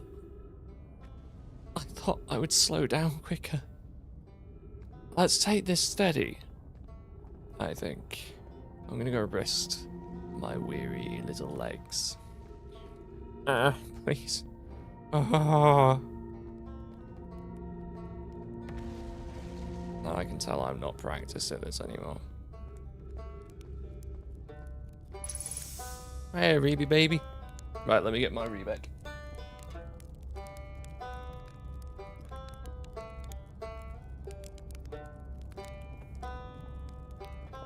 This is my son. I will protect them with my life. I have nothing else to add. This has made me even sleepier. Oh, you are so comfy, Rebek. And I know you're not he. I'm sorry, that's just habit, 'cause I just called you my son. Rebek's gonna sit there and look at me while we sit and just chill together for a little while. Just chat. Because that's what this stream is here mostly for. Just to smell the pines and... Nice. Right, let's have a look. Did I miss anything?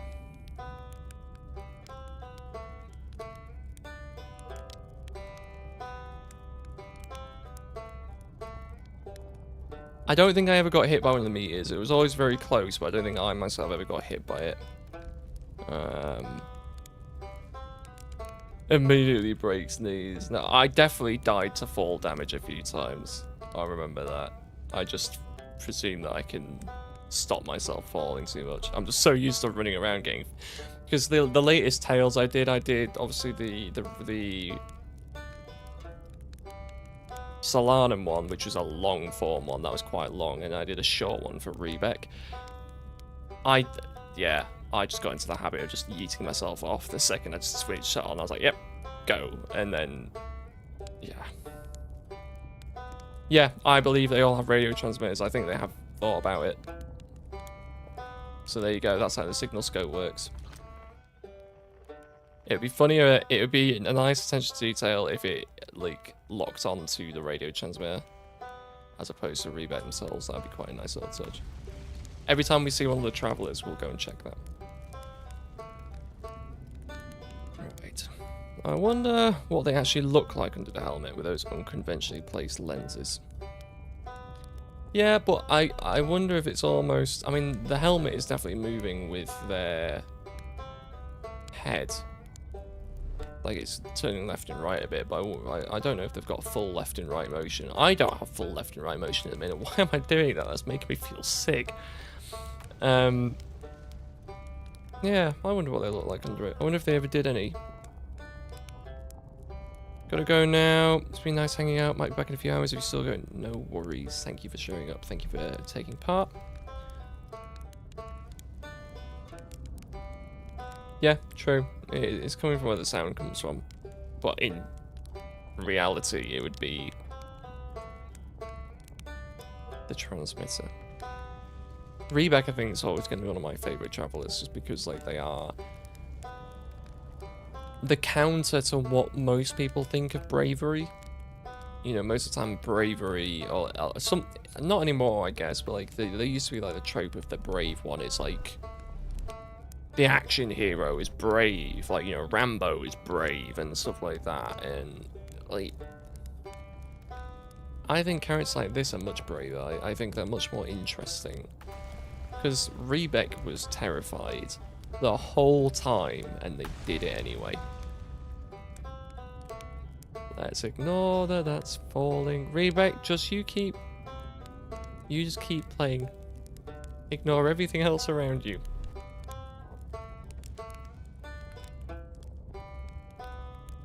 Yes, I do like... I agree, Ivan. I completely agree.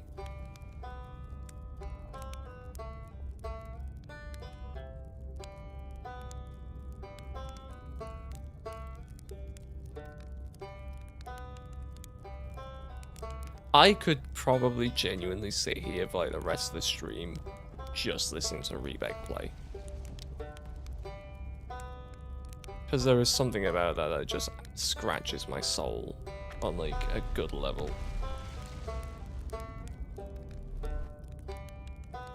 Yeah, if they had just a little bit more time, they probably would have discovered everything.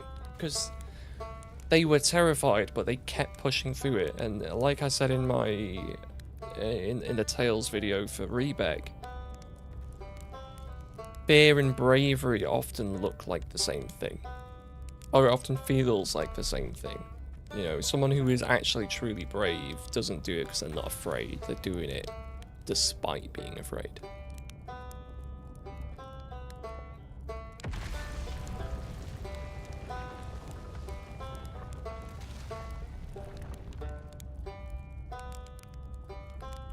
I feel like I don't even have to say anything with Rebec. I feel like I don't even have to try and talk to them. I can just... You know when you have something really special, when you, like, in a friendship, in a family, whatever, when you don't have to fill the silence. You know, when you can just sit and you don't have to say anything, you can just sit and just be in someone else's company. I think that's the trademark of something like genuine connection.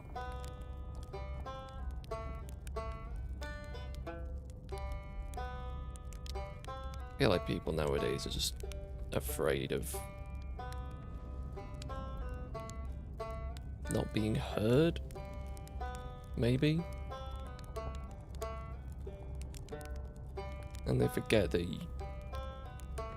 people who really know you can see you.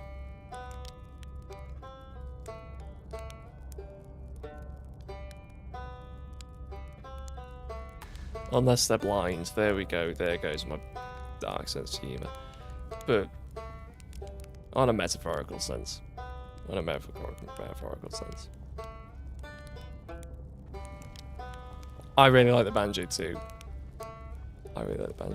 I actually tried to learn some of this music on the piano, and there's a few of the bits that I can do. Less the main theme, like I learned some of the Nomai stuff, and I started learning the river as well. So I really, really like that one.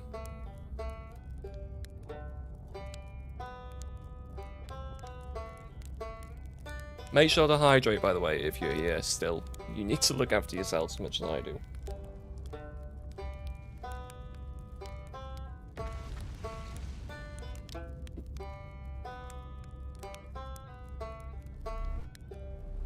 I like that, Ashes. I didn't even pick up on that. I didn't even pick up on that when I was researching it. Yeah. This is a one place where you can be safe on this island. This little island of space.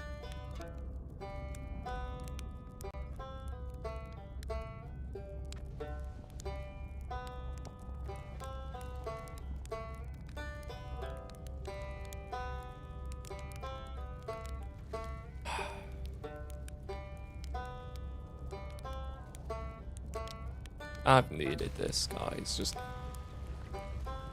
give me a minute. I needed this.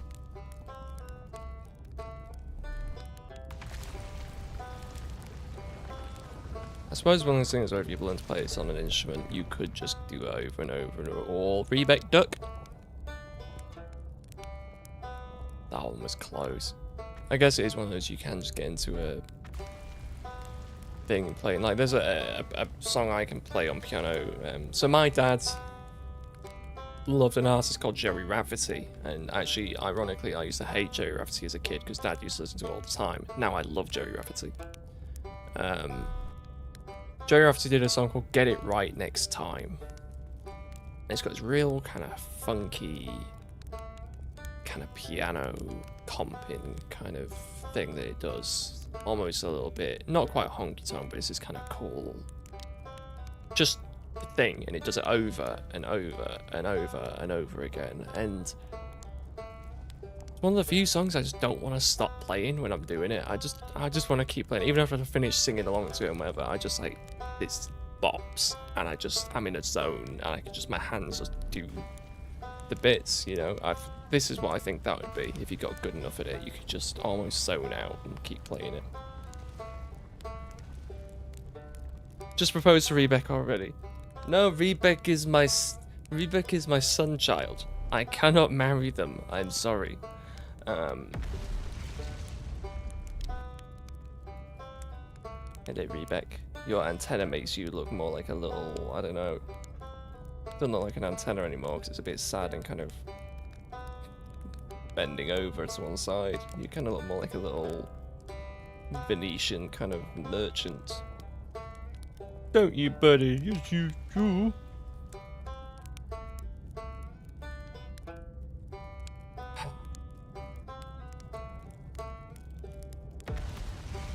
There's so many explosions. So which Outer Wilds character are you marrying? Do we have to pick? Everyone pick an Outer Wilds character to marry. Yeah, I feel like Andrew Pralo did such a good job with the soundtrack because it has that feeling. It mirrors the feeling of the game. It's one of the few games I've played where like everything glues together because everything has the same feeling. Whether it be Rebek's or if it was like church drums or the piano. Solanum's piano. Oh my god. You just want one more loop. One more repetition. when it's over, you're just like, wouldn't it have been nice? Wouldn't it have been nice? The prisoner, yeah, you know what? I agree. I agree.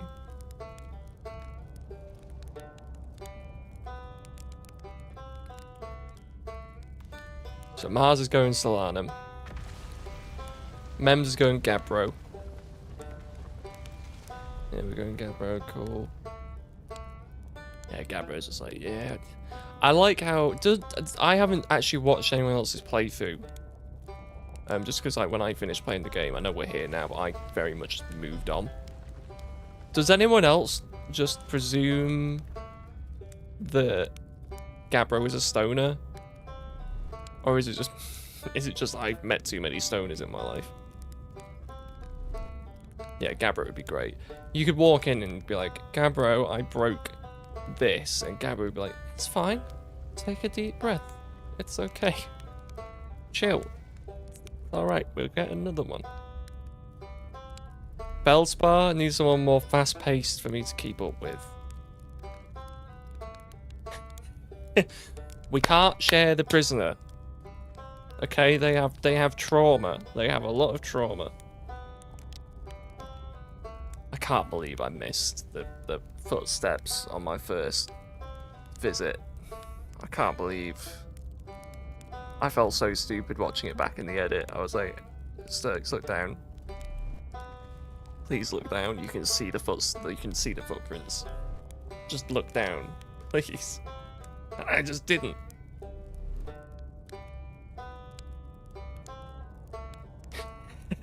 Take a deep breath of this. Hands you a pipe. Like, yes.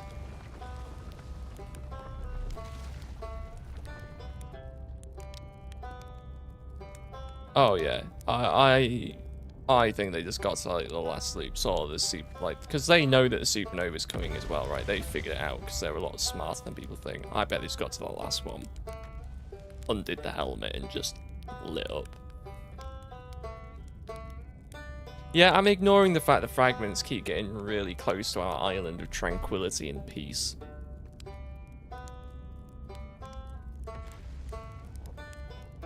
I'm just choosing to ignore it. It's me and Gabbro and the sun, which is looking very red. We're going to ignore that. We're okay. Everything's going to be okay.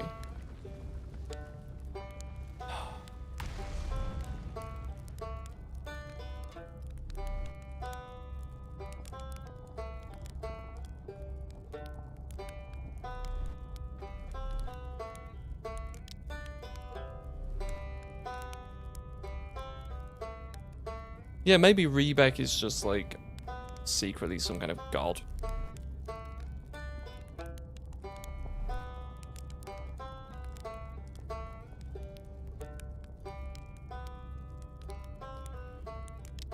Oh my goodness. I can't stop yawning.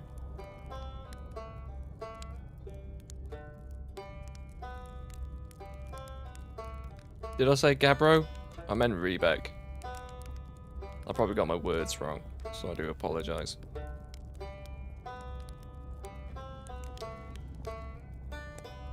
Oh, my back just clicked. Oh, mama.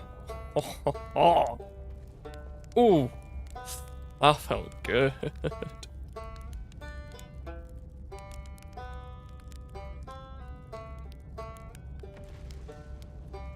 I think the older you get and the more mature you get, the more you realize that this is like a good day. You don't need loads of stuff. You don't need fancy this, fancy that. You just need a roaring fire and good company. And that's just... nothing can really top that.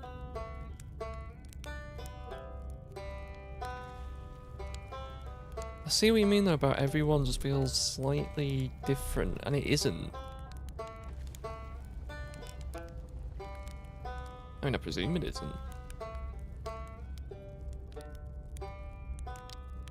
It's just imperfect, but in the best way.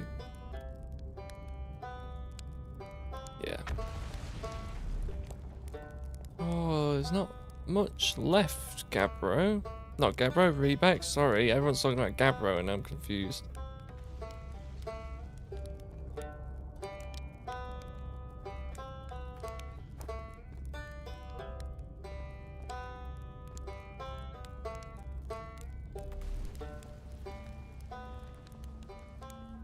Here we go.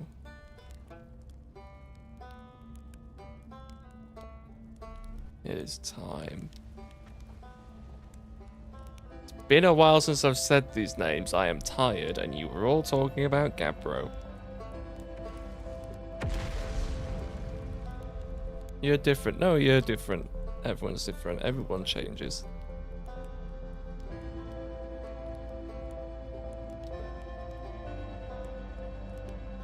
I'm gonna roast a... Try and roast it? I don't know how I can roast the thingy on it.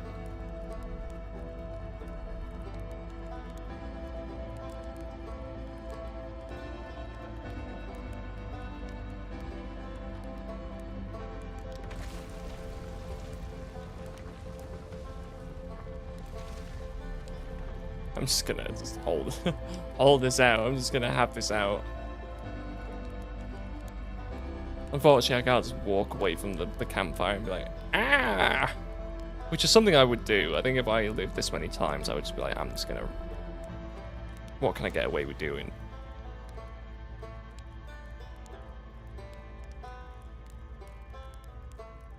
Roast the marshmallow away from the fire. Cool. I'm doing it. It's behind me, isn't it? Behind me.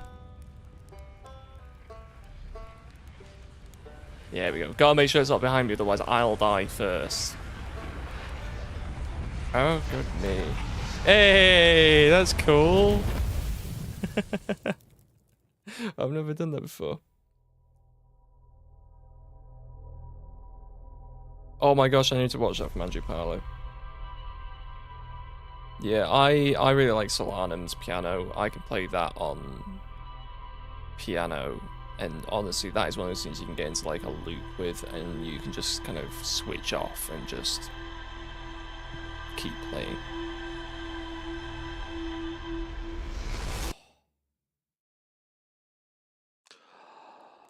Isn't this just nice?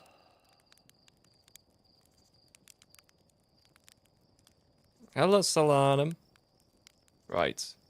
What we're going to do, guys, I'm going to momentarily go get myself a break in a moment. But we're just going to have 5 minutes of just talking. Then I'll have a 5-minute break so I can stretch my legs.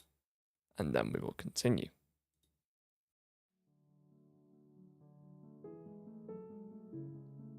So, if you're here exclusively for How to Wilds gameplay, adieu. I'll see you soon.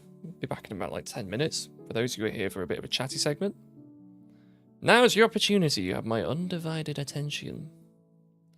And you can see all of my nerd shelf, which has actually been tidied up a bunch since you guys would have last seen it. What can I play on the flute? I can play loads of stuff on the flute. Oh, I used to. I say I play instruments. I admittedly don't play them as much anymore. Several years ago, I started getting this problem with like my chest where they thought I was having a heart attack. I wasn't.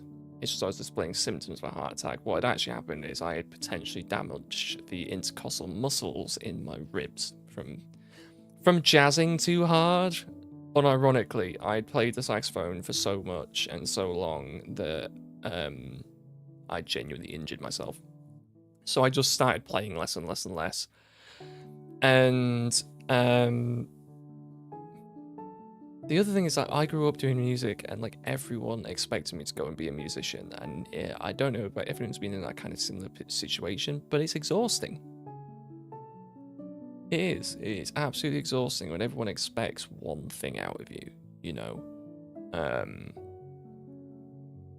So I just stopped, I think, kind of almost out of rebellion. But when I did play, I could do loads of stuff. Lots of classical stuff, so I did a lot of like Bach, a lot of Baroque music. Really like Baroque music because you can play very fast and it looks impressive. But but loads of stuff in different what's it called, orchestras and stuff. Pretty much anything you can think of, I've probably played it. Hello, Mossy. Hello. We're just having a bit of a chat break, then we're going to be getting back into the game. So I do apologise if you're exclusively for the Outer Wheels. But we'll get back to it soon. I just need a break in a moment.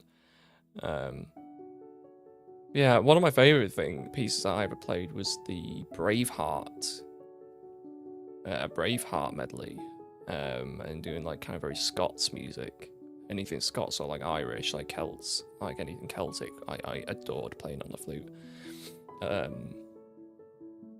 yeah, playing Braveheart was probably one of my favourite things that we ever did in an orchestra, on the flute anyway.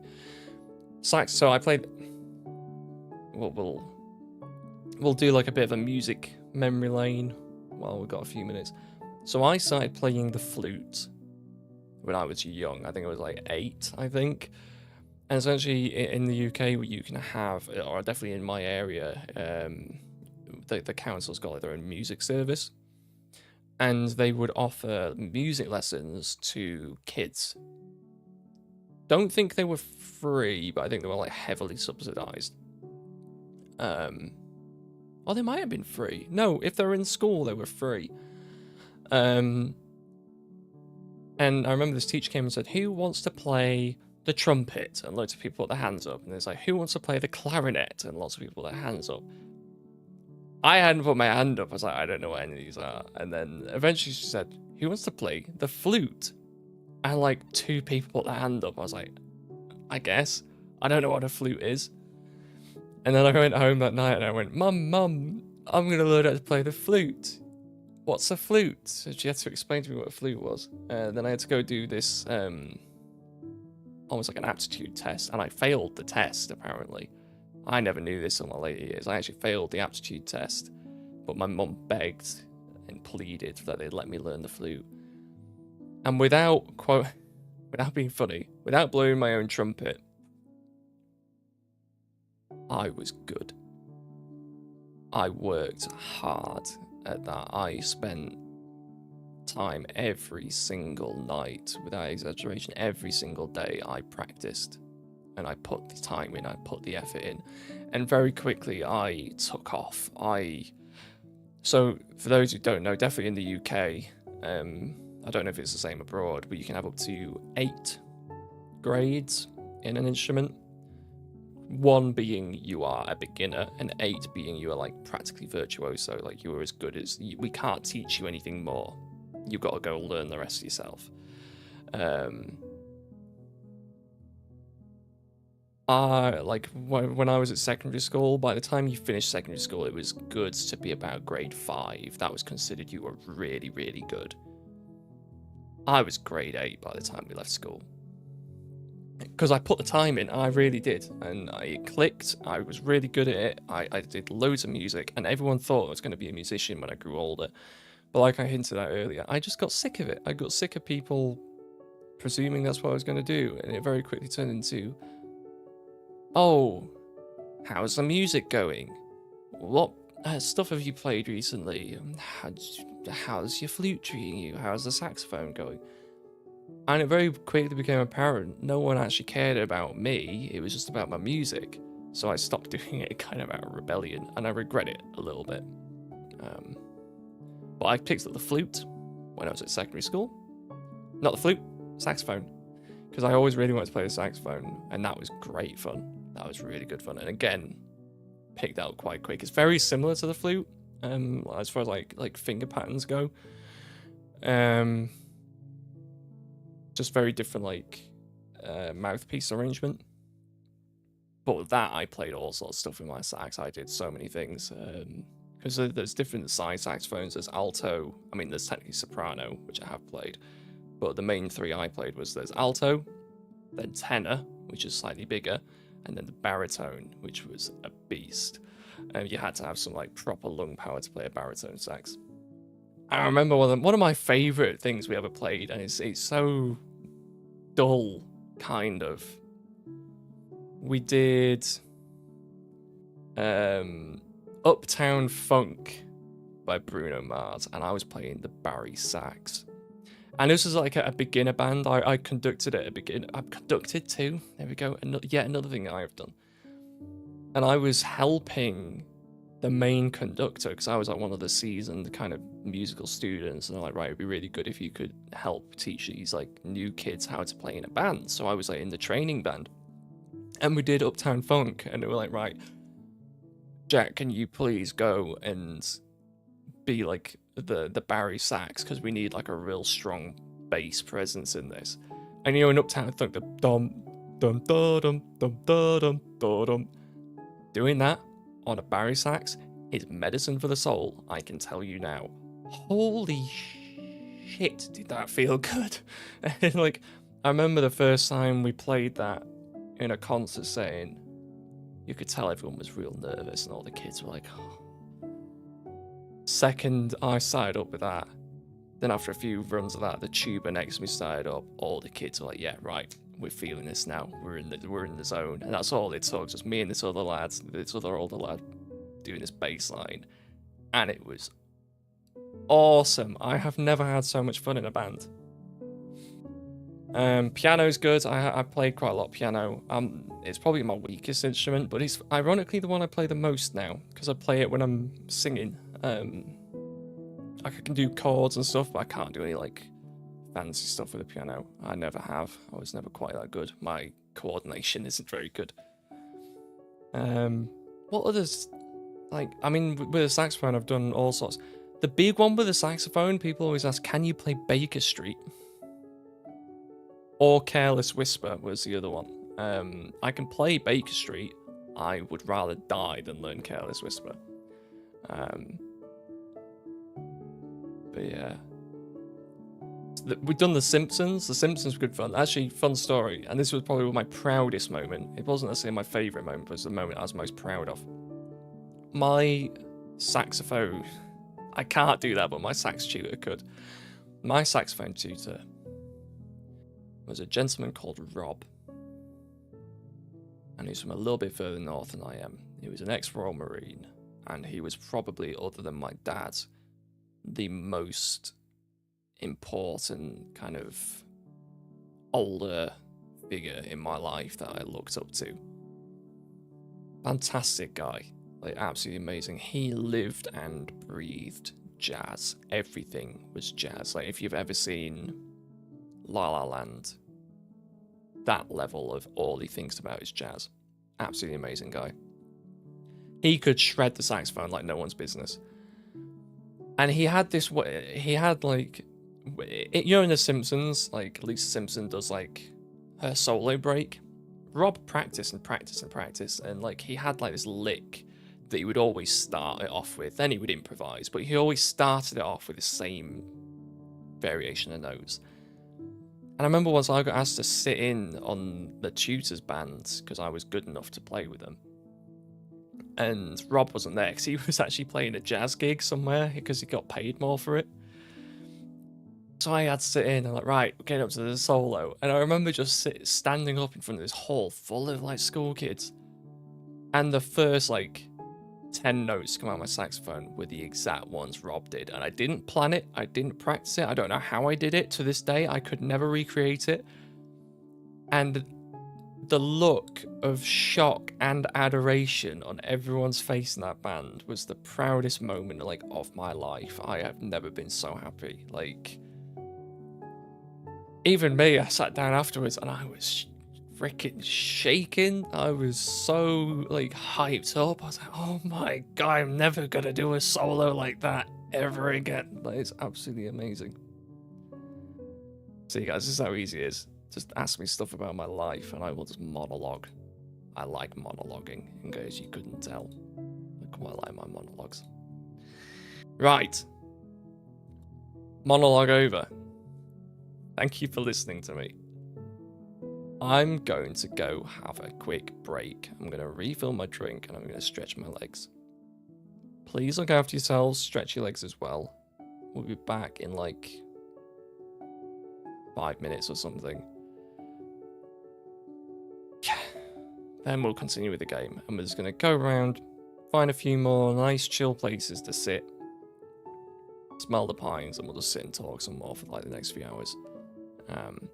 Yeah.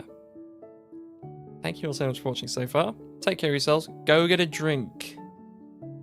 Or I will find you. And I don't know. Why did I want to say waterboard you? That's awful. I don't want to do that. But I will make you drink something. Yeah, if you are likely to pop your hip, please don't. Get someone to bring you a drink if you are able. Or otherwise, just be gentle. Yeah. Anyway. Back very soon, guys. Look after yourselves.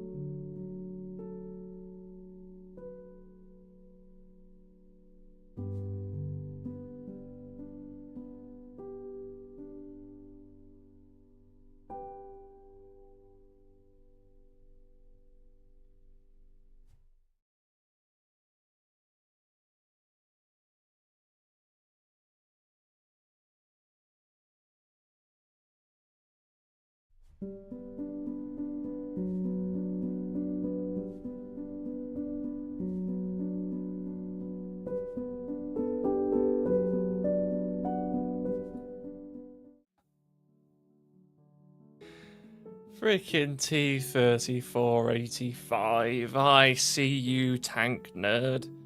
Hello, everyone. Sorry about this slightly prolonged break. I was making myself another cup of tea. I feel like I need one today. I feel like I really need a good cup of tea. I'm gonna have another read through everything in a second. I'm just getting the chat back up on my phone because I am a pleb and I do not own 2 monitors, so I'm kind of stuck with this. There we go. All set up and ready to go. Fantastic. So, gonna just have a quick chat break again while I have my cuppa. Then we've got another few hours of playing Outer Wilds. I'm not in any rush. So deal with it. Let's have a look what everyone's favourite vehicle was. Horse. We've got a few horses. I can't ride a horse. I haven't learned to ride a horse. I would quite like to, though. It's on my bucket list. Mossy agrees. Polyguy-sized bicycles. Yeah, I used to have a cyclable commute. I used to work very local. So I used to be able to bike. I've got a very nice mountain bike that I spent too much money on. I need to get that out this year and actually start using that again. Motorcycle. Riding motorcycles is a good exercise for the brain. It shifts your entire focus on the road and you can really feel the temperature difference in the air. Yeah, I bet that is quite good. T3485. Whoop whoop. Upgrade to a vehicle that combined utility, ease of production, and answers to the needs of a nation. Oh, fantastic tank. Smell the various smells around you, and it really connects you to your environment. Yeah, I would quite like to learn to ride a bike at some point. I think a mule is quite good. Yeah, I know. I haven't. I'm pretty sure I did use the word yet. That's good. So, me and my Reeby baby. I have the art book as well somewhere that finally arrived. I don't know if anyone else has got theirs yet. Sorry, Reeby, you're going back on the shelf. Yeah. Back on the shelf is you. Rebec, yep, my Rebec plushie. So this is my nerd shelf. I say shelf, it's multiple shelves. This might be going at some point. I was planning on redecorating my room at some point.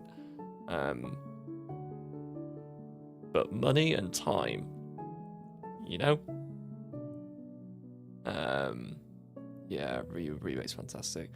Yeah, so this is my nerd shelf. I have loads of stuff. I used to have my Warhammer out here, but I've actually put most of my Warhammer away because I had an incredible pile of shame. And dusting it was impossible, so my Warhammer's gone away till I finish building an actual cohesive army that I can use. Then that's going back up there. I just need to actually finish building my army and painting it. I've got some cameras at the top, some very old cameras. I can show you those in a minute if you really want to. I do have one of my Warhammer minis up there. I have my Eldrad Ulthran. If you know anything about Warhammer 40k, first mini I ever painted, and it's beautiful. We then have my boat, made out of driftwood. I bought it in Norfolk. Very nice, very pretty. It's a bit broken, but I fixed it. My Dune shelf, lots of Dune stuff I really, really like. The works of Herbert, I really like Dune. I have a Chris knife, which is modelled after the one from the movie, the Denis Villeneuve movie. I have 2 rulebooks from the RPG, the Dune RPG. That one at the back. They're both special edition because I'm bougie as hell. No, actually, they're not special edition. It's just that I've got House Carino. I've got a nice purple one there, which is like the base rulebook. That one is special edition. The special edition of the base book was like 500 quid because it's gold leaf, and I'm not paying that for a rulebook, no matter how much of a collector I think I am. Shut up about your driftwood. Puns. It's very funny. That's very clever. Like, if you guys couldn't notice from, I think I mentioned it a few times in Edith Finch, puns drive me up the wall. And if any of you have been in the community Discord, by the way, we have a community Discord. If you haven't joined the community Discord already, I would highly recommend it if you like just hanging out with nerds, because we do a lot of stuff in there, and I'm almost always hanging out in the voice chat in there as well. If you've been in the voice chat recently, you'll know that I keep getting wound up by a bunch of people who just keep saying puns because they know it winds me up. Driftwood, formerly driftwood. You can take the wood out of the drift, but not the drift out of the wood. Hell yeah, fantastic. Cool. Chris knife. These books, these colourful books here, the green, grey, red, darker grey, and blue, they're Lord of the Rings, actually. They're not actually Lord of the Rings, but they're about Tolkien and his world building, and they're absolutely fantastic. It's like an essay. There's like, I think, 7 or 9 books. I can't remember how many. I don't know if it was 9, because 9 rings were given to men, and I don't know if it's got if it's one for each of Nazgul, because like they've got like this kind of decorative spine with the Nazgul on. But I can't remember if it was 7 or if it was 9 books. But anyway, got those. I do actually own a copy of Lord of the Rings now. I bought it to take on the ship with me, and then I didn't read it because I was reading Moby Dick. Got more Dune stuff. I've got the Atreides Bull. I have Rebec. I also have Megatron hiding around here. Ta-da! I own Megatron. If you like Transformers, tell me who your favourite Transformer is and I will judge you. The Witcher books, I haven't read them yet. If I get wound up in my cheap box. Ooh-wee! What else have I got? Books.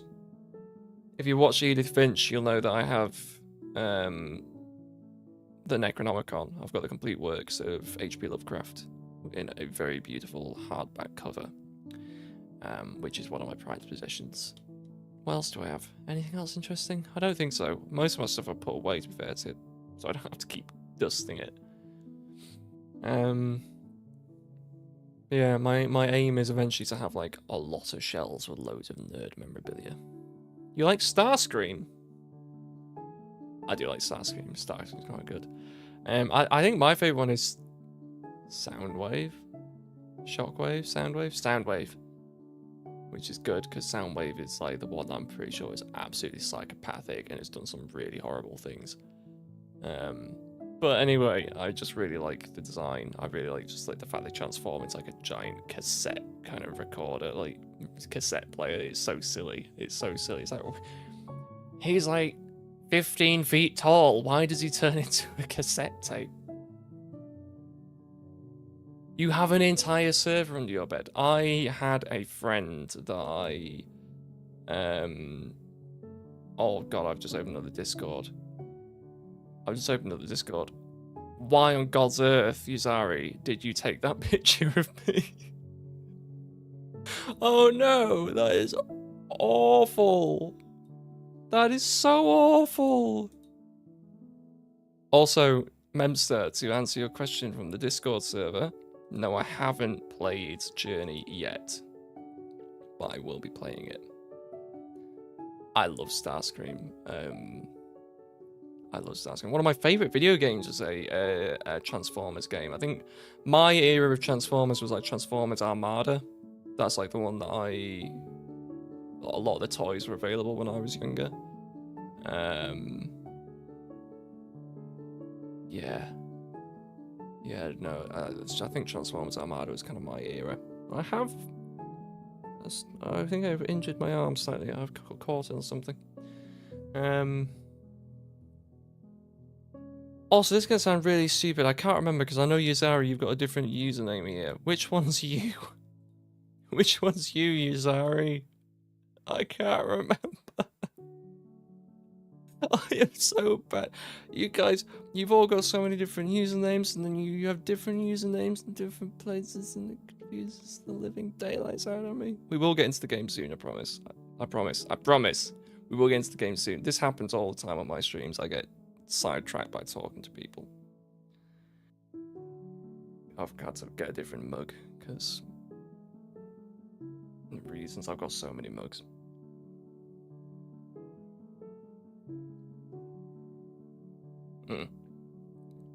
Drinkable.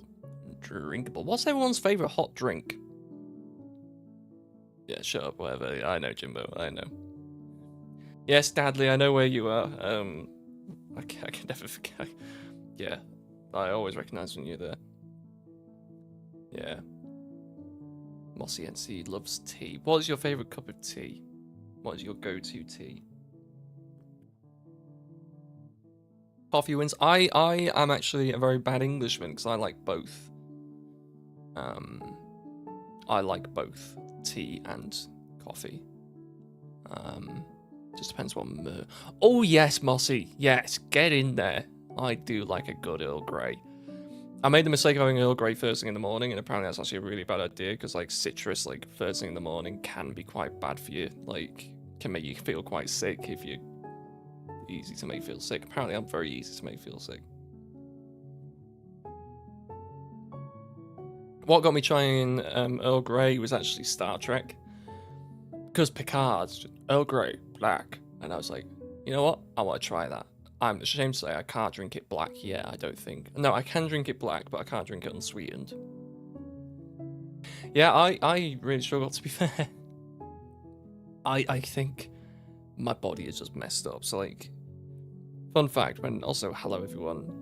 We're just having a bit of a chat for those people who are just joining us. And if you're watching this back after the fact, I'm really sorry, but you have the scrub tool. Please just feel free to scrub through, ignore this bit if you don't want to listen to me ramble. Where was I going? I had a train, and it had thoughts. Meow. Gone. It'll come back, right? Trains always come back.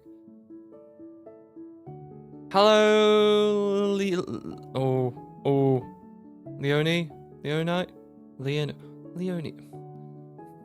Lee? I don't know. How would you like me to pronounce your name? I don't like pronouncing people's names wrong, so please feel free to let me know what you prefer to be called.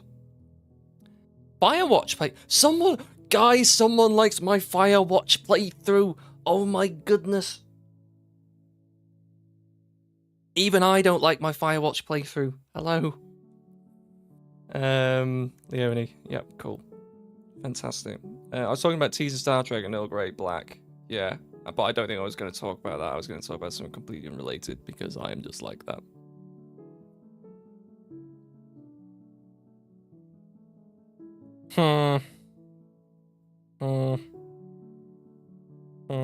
You don't have to watch the Firewatch, don't worry. Like, the thing is, like, I know I complain about it sometimes.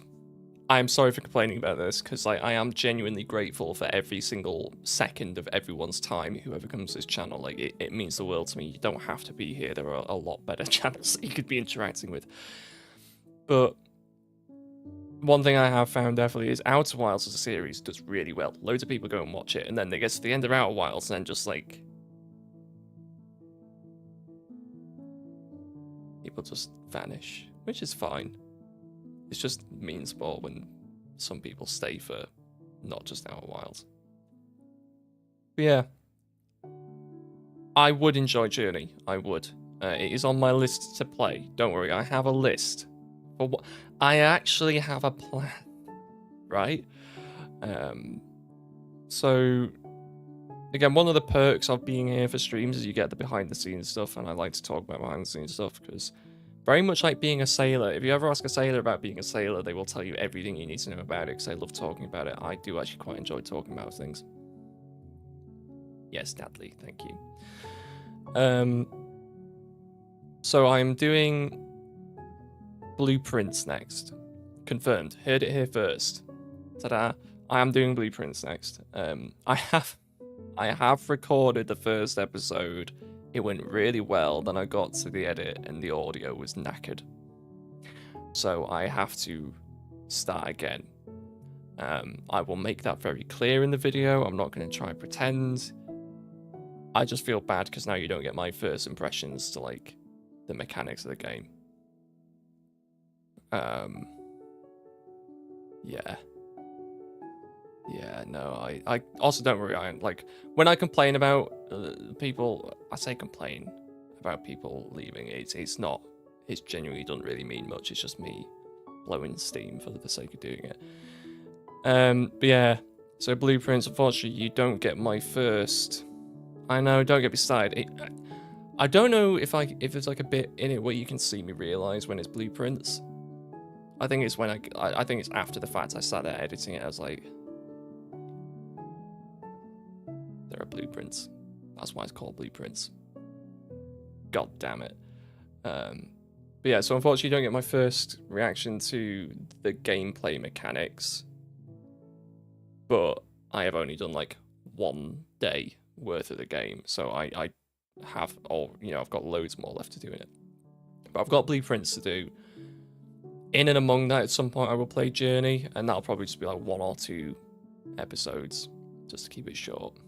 Because I know it's a fairly short game. I'm not going to do like the dropping Edith Finch on you in one big sitting, because I know that's a lot to digest. I will split up the Journey one. Yeah, it might have been a conversation with you, to be fair, Jimbo. But on top of that, I am working on a separate channel so I can be a bit more chaotic. I need a space to get rid of my chaotic energy, because I appreciate this is more like a safe place, and I do have a dark sense of humor, and I do tone it down for streams. That's kind of part of the content brain that we were talking about earlier in the stream. So I am going to have a completely separate place where I can be a bit darker, I guess is the words. I think I described it in the Discord as being like almost like an after hours Sturks kind of thing. So when that comes around, I'll probably do 1 post about it just so anyone who wants to interact with it can, but it is going to be very, very, very different to this channel. So it's not going to be for everyone. Sturks After Dark, yeah, it's going to be that kind of thing. Closer I mean, I think, yeah, it is going to be a bit more, a bit more chaotic. If anyone's ever watched any of the above, Hazor, Spiffing Brit, Ra, and or Reggie, if you kind of took some bits of each of those guys and merged it into one, that's kind of going to be the vibe. So a very, very different approach to things. But it's just so I can be creative and so I can make things and just be a bit more weird and chaotic. Whereas this channel is still going to be the traditional kind of Let's Play. You await the evil and menacing Sturks channel. Yes, to be fair. So, again, hello everyone if you are new to the stream. And if this is your first stream here, because I appreciate some people... Who came... Is there anyone here who joined, like, after I stopped uploading? Feel free to just put, like, a little hand up or let me know. Because genuinely, my brain is mush. I can't remember. I know most... I recognise who was definitely here beforehand, but please let me know. So I can say hello, personally. But the aim is, once a month, YouTube stream. Great. Like, twice a week? Sometimes 3 times a week? I stream on Twitch, but under the alternate username. Again, very different content, very different games. It's usually me just being a bit chaotic, playing city builders and stuff like that. It's more like I just play stuff that I want to play. No face cam, anything like that, just a lot more just let's try a challenge and do something silly. If you are interested in that, it's definitely the Discord every now and then. If not, I will leave a link here before the end of the stream. There we go. Selfless plug, done. Everyone's got to do it every now and then. Yes, hello, Memster. First stream I've seen, like, to be fair, I didn't stream that often on here. Yeah, I just didn't. I'm amazed how many people are turning up to these ones. I'm amazed how many people are turning up to these ones now. Like, that's a lot of people. You're all taking time out of your day to hang out with this. Why? Go and do something productive. No, you don't have to do anything productive. One thing I've learned very much is resting is just as much being productive as anything else. You know?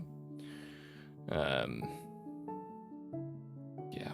Sorry. I probably shouldn't half insult my audience. You're taking out time when you're at night.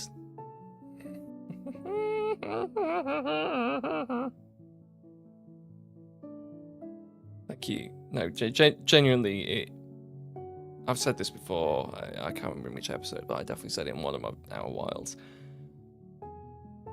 You're taking time out of your finite existence to spend it interacting with something I have put time and effort into making, and that is priceless.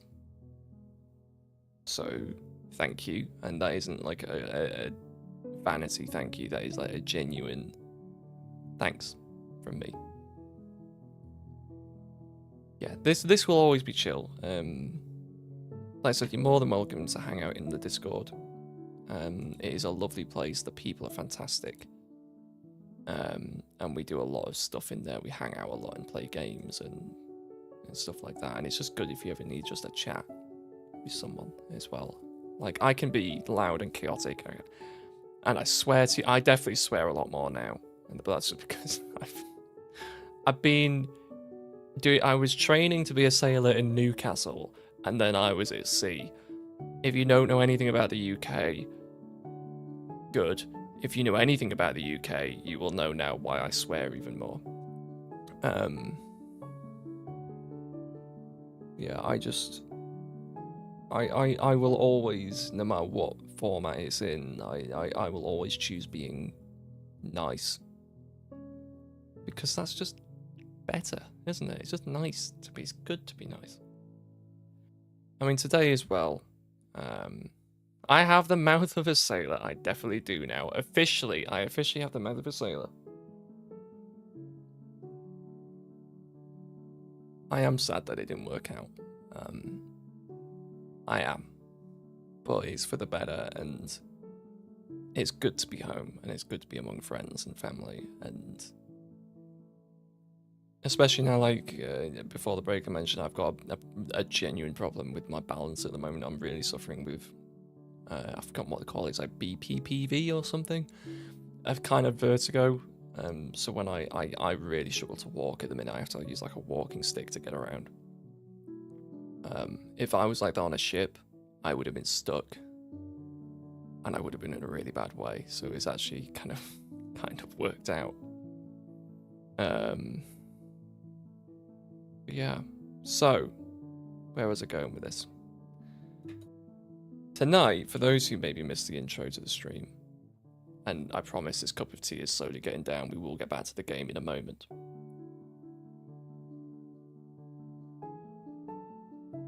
Tonight is a very special night. For those who figured it out, tonight is the anniversary of my dad passing away. 7th of June. So today marks 3 years. And I just wanted to do something for it, but not in a sad way. Like, don't get me wrong, I'll still probably cry by the end of the night, because that's if you've seen Outer Wilds playthrough, you know what, this guy cries a lot. I cry at everything nowadays. But I wanted to do something happy, I wanted to do something celebratory, something good, you know, like, if I ever pop my clogs, I want people to, don't get me wrong, cry, but I want people to be like, celebrate the life lived, you know, don't mourn the life not lived, don't mourn the absence of life, celebrate the life that was lived. I think that's a much better way of dealing with it and thinking of it in a happy way. Like, if there's one thing that I have learned going through all this that I could pass on to anyone who's yet to go through it, or who is going through it. When grief visits you, invite it in. Just let it embrace you just wholly. Because it's just this beautiful reminder that love never leaves you. It never will. Don't fight it. Don't resist it. Just feel it. And know that it'll be okay. Yeah. But anyway, thank you for your condolences. It's part of the reason why I do all this, to be fair. Like, I learned a lot of my, I say craft, a lot of my like photography and film skills and stuff were from old Papa. He was very much into all that. That's kind of where I learned to do it all from, and that's why I do this, because it was just fun to make things. And Outer Wilds especially. Outer Wilds happened at the right time in my life, because it was like the year as we lost Dad, like moving on. In fact, there's one episode, I've forgotten which about the episode it's called, but there's an episode which I filmed on like the first anniversary of us losing him. Yeah, it was the first anniversary, I think. And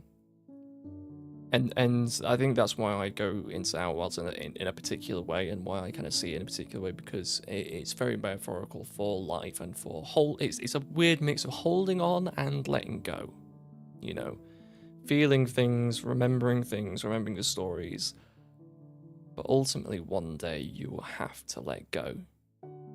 But that doesn't mean it has to go away. It doesn't mean it has to, you know, be swept under a rug. Remember the things. The past is the past now. That's okay. It's never really gone completely. The future is always built on the past.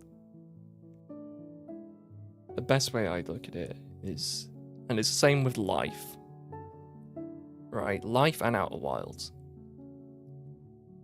Imagine reading a book with no way to turn back the page. How carefully would you read it?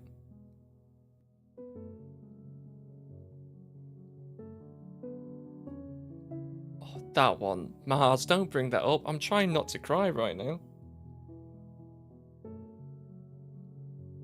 That is cruel. So, gonna get back into the game. I do have a bit more tea to drink, but that's fine. I'll drink that as we get to it.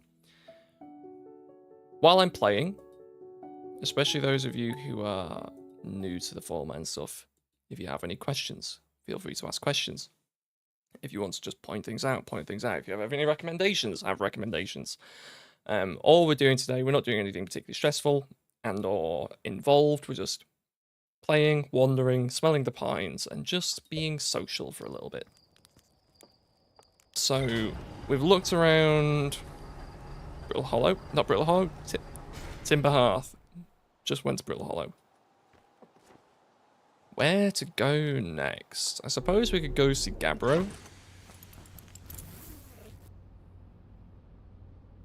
The universe is, and we are.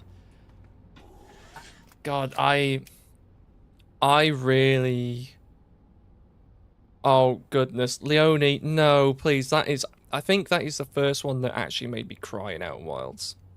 If I remember correctly, that's the first time I in the series where I actually cry, like, fully. Like, there's nothing held back anymore at that point. Like, the game was slowly whittling me down, and I felt sad and emotional, and that one really hit me for aforementioned reasons. You know, it's one of the things that, like, at some point I really want to continue the Tales from the Eye series. Because I kind of started doing it over on the Vagrant Tales web channel with Rebek. I would love to revisit two of different characters. But my god, there are bits of this game that break me down the middle, and that in particular was the one. Like, I felt that in my core. Like, yeah, that's oh good heavens, that's still really loud. Let's turn that all the way down so I don't deafen myself. Right. But nothing quite beats that, does it? So, let us find... I was going to go to... that one. We'll go see Gabbro for a bit while we sit and chat and I have my cup of tea with the most chilled Hearthian in existence. And also, hello Solanum! Solanum's over here. And in case none of you can tell already, there is somewhere that we're going to go. But I'm not going there till the end of the stream. There is someone that we need to go and see. And if you've seen the whole series, you're going to know who that is. Yeah, what a journey. It seems like forever ago since I started playing all this and meeting all you fantastic people. Oh, I'm going very fast. Oh, heavens. Yeah, I do need to go see Tufts too, don't worry, I haven't forgotten. Where am I? That's a tornado. Oh, heavens, I managed to land in the tornadoes. What am I doing? Why? Okay. Whew. Right then. Mr. Gabbro. Where was your island, my friend? I can't remember. I'm just gonna fly around. I'm just gonna use that old method. I see bonfire smoke. There we go. I like how when everyone found out that I'm playing this on like keyboard, people were like, "What? How are you flying that thing?"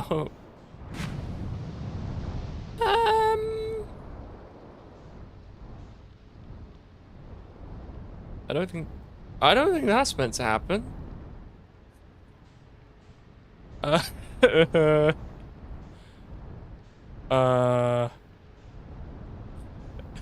Anyone got any ideas? Oh heavens. Have I? How is that working?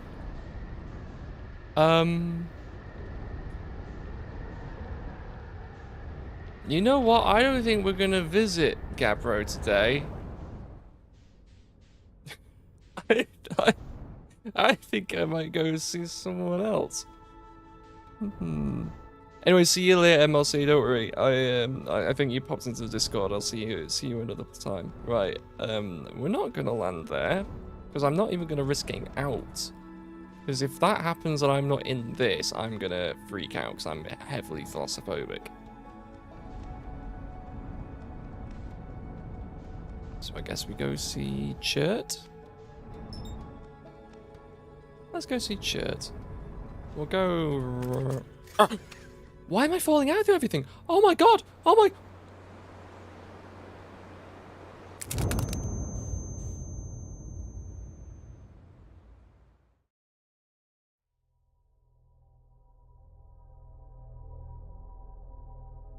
What have I done to my game?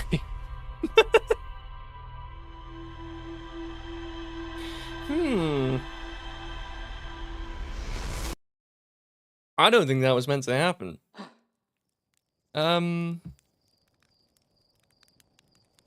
have never seen that happen before. Because it's not like I've got accidentally enabled like no clip or something. Because I'm here. I am clipping. That is peculiar. Like, can I?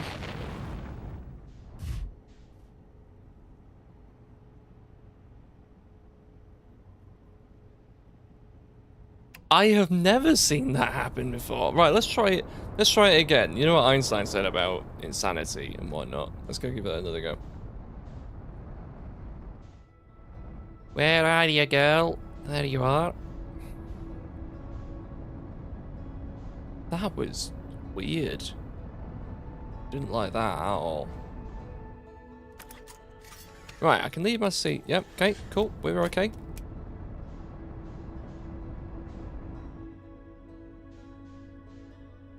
I hope it doesn't happen again. I'd quite like to see. Yeah, I assume it might be something to do with that. Worst case, what I could do is I could always just reload the game, because then it'll reset the words.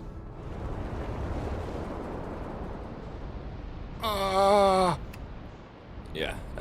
If it does it again, I will momentarily close the game, reopen it again. It should reset all like the files, the scripts and stuff. Because I am not a modder, I don't really know how most of it works, and I definitely ballsed something up when I was tinkering with it to make the Tales episodes. So we will see. Right, Gabbro. Is your island going to have a mesh now?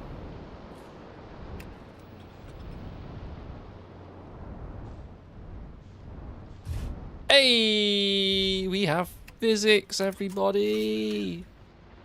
Yeah, baby. God, I forget how strong the gravity is on this planet. Alright, Gabbro. Right, what have I missed in the chat?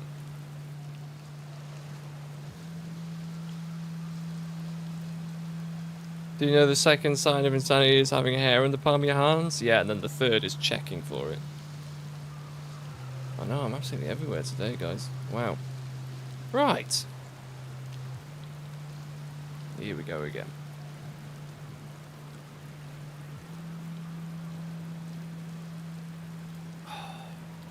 Now, that is a flute, technically. I mean, I would call it a clarinet, but I think officially it's called a flute in the universe. Flutes originally were played as thus. Flutes were originally played like that orientation. Modern flutes played like that. Used to be the other way around. I don't know why the name changed, but the name changed at some point. So that used to be a flute. That used to be a recorder. That is now a recorder. That is now a flute. Don't know why. Don't know why it changed, but it did. Yeah, but to me, it's more of a clarinet. But I think officially on like the music sheets, it says it's a flute.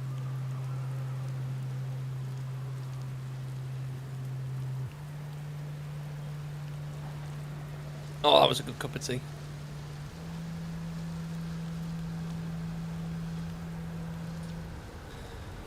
A few loops ago, a cyclone came by and tossed my little island into space. dying like that was kind of unpleasant. I saw your ship again. I hope it's having fun. Did you say hi for me? Hello again. Again. I love this. Oh, heavens. Here we go again.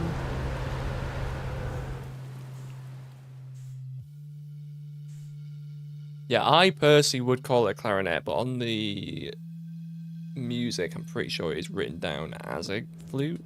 I could be imagining it, though. I could be talking completely out my arse. Oh, no, that's a bit. We're about to get a bit soggy.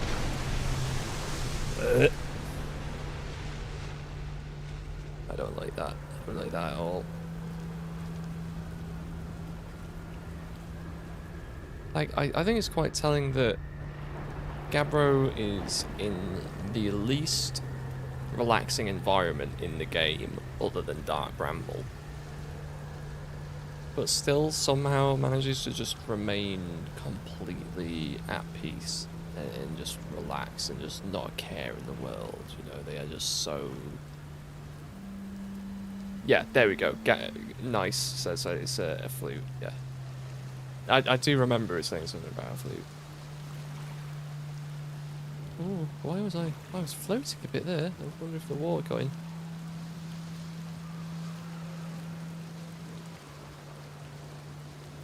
I do quite like the rain noises though. I don't think I've ever kind of sat here and just listened to the rain noises. Rain sends me straight to sleep. It just does. Like, whenever I'm trying to sleep, I'll put on, like, kind of white noise. But not white noise, but, like, you know, like nature sounds or stuff like that. And rain almost always does it for me. It's, I do like rain. Back in a minute, Gabbro. Don't worry. I'm just going to go roast some marshmallows because I need something cozy. Feels a bit cold and windy and damp out here.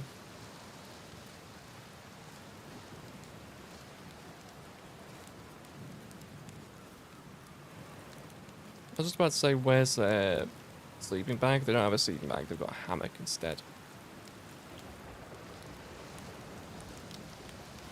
Thunderstorm audio, yeah, we had a thunderstorm a few nights ago. And it was really, really cool to just be able to sit there and just hear the rumble. You know. There was something, like, one thing that I can tell you definitely about working at sea, you get a whole other appreciation for, like, nature. And just how insignificant we are in the grand scheme of things. You know, Mother Nature could shake us off like a cold if she wanted to. I have seen some weather that, like, I genuinely couldn't use words to describe. But there is something so humbling about it, and I think that's why I like it. It kind of really makes you think, like, oh my god, this is just so beautiful and terrifying at the same time. I think that's, like, how nature should be. Is a piccolo a flute? A piccolo is a kind of flute. I can play the piccolo. It is quite a bit harder to play than the flute. It's very, very intensive.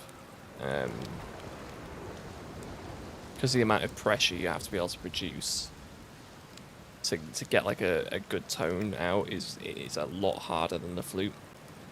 Then you can also get an alto flute, which is like a flute, but bigger. Just bigger. And it plays a bit lower than a normal flute does. But yes, piccolo is technically a kind of flute.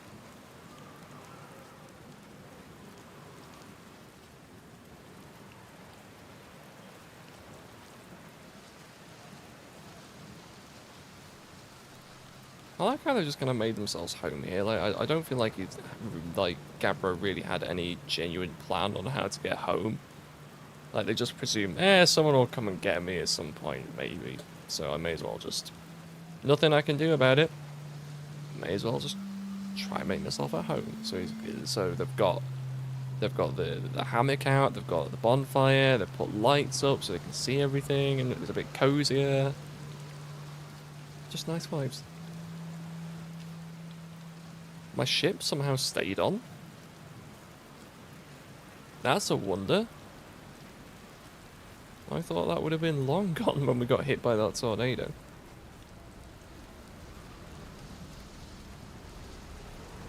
Is that one coming our way? I can't quite tell. I think that one's coming our way. That one's coming. Yeah, Gabbro, buddy old pal.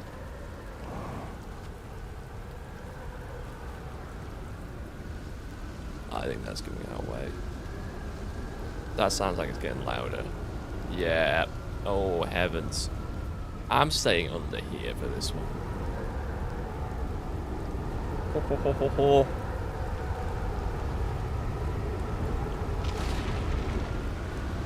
Dun, dun, dun, dun, dun. Bum, bum, bum, bum. Bum, bum, bum, bum, bum, bum, bum. Hey, Gabbro!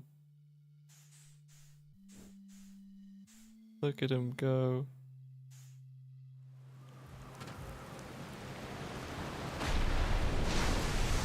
I like how Gabbro doesn't hit the ground as quickly as we do. They're just still floating. They're just like lighter than we are, apparently.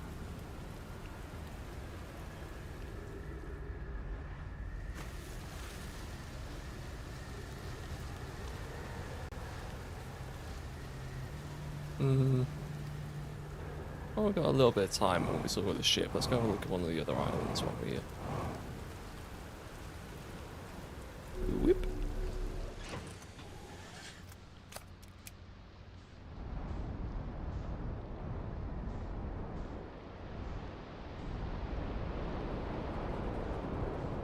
Yeah, let's go have a look at this one, because this is where they were building like the cannon parts, I think, if I remember correctly, because then they can launch it up into space.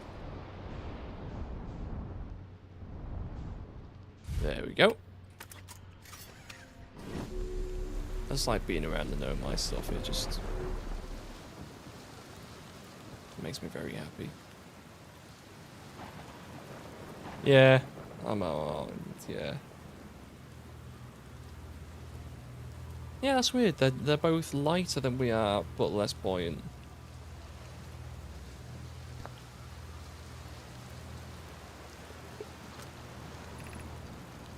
Cassava, this is it. We've finished building the final orbital probe module. We're ready to send it into orbit around Giant's Deep for assembly. Our next step will be to send Privet up to the orbital probe cannon to install the probe tracking system. To all my friends here at the construction yard, my gratitude for your tireless work. I had given up hope, but I truly believe this cannon may actually succeed where many other attempts have not. You going gelatinous on us, love? I'm delighted by your words, but they're atypical for you. If I'm ever half as gooey as Mallow and Avens behave together, Daz, you may launch me from the orbital probe cannon.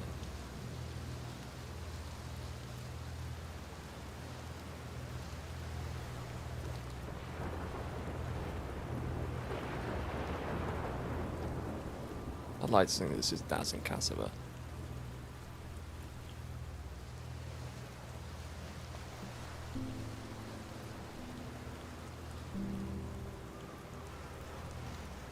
Just looking out over the horizon together, you know.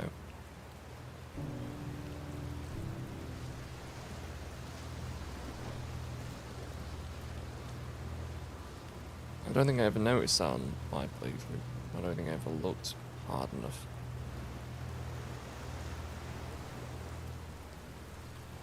Definitely didn't notice the model. That is gorgeous. These Nomai places are just so full of sorrow.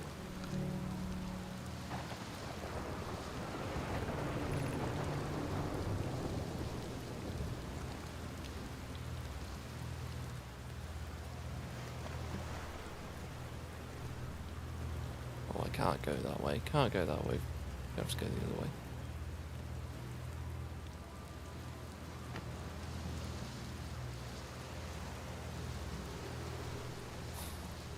One of them even died on here. Going for a little walk.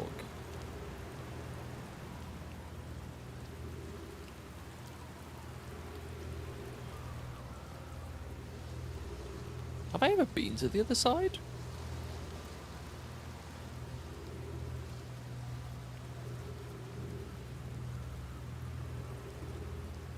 I feel like I must have done.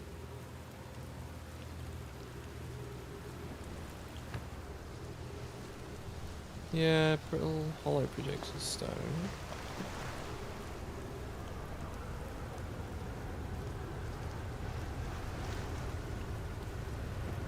I genuinely can't remember.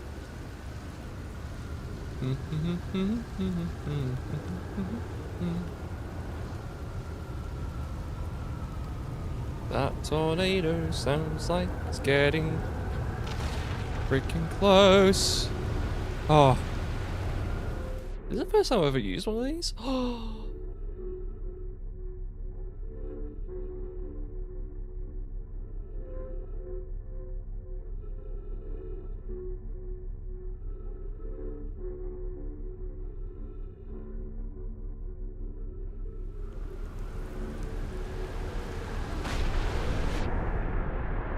wow, we went all the way down.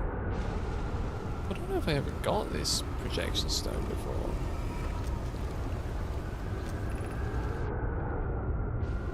I don't think I've ever seen this one before. Conoid, Dazzle and I lifting orbital, well lifting Octoprobe components of orbit for assembly, and one somehow sank down beneath the grid. No, I must have seen this one.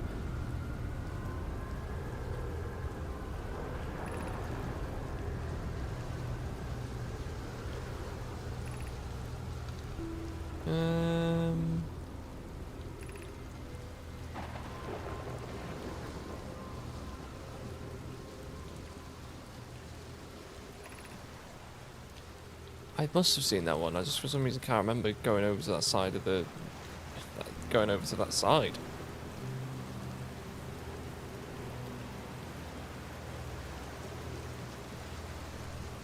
My memory just obviously isn't quite what it used to be.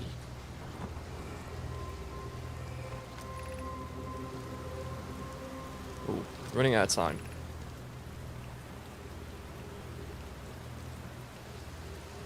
I have bad news, Avens. Yarrow says there was a problem with the proposed power source, so the Octoprobe cannon won't be asked to fire. I hope you're pulling my favourite I hope you're pulling my locomotive limb here, Cassava. I wish I were, my friend, but no. They aren't certain they can fix the problem, so the Octoprobe cannon is on indefinite hiatus. Tell Privet and Mallow they should return with the cannon. My spouse and I will remain at the construction yard for now. No update, Mallow and I will join you and Daz. Privet left to visit her brother. She fears Idea may feel responsible.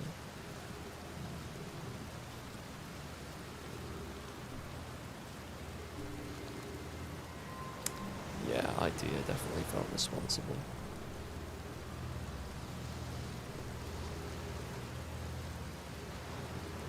God, this game's just full of feels. I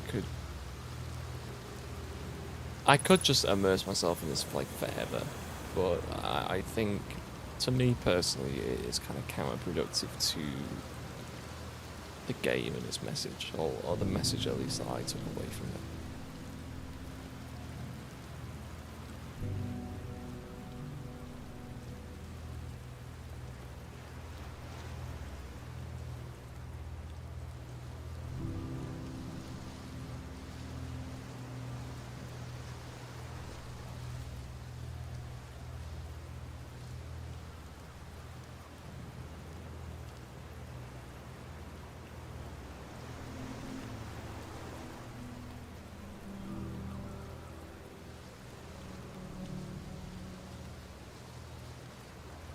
Have you ever just been to like an old place?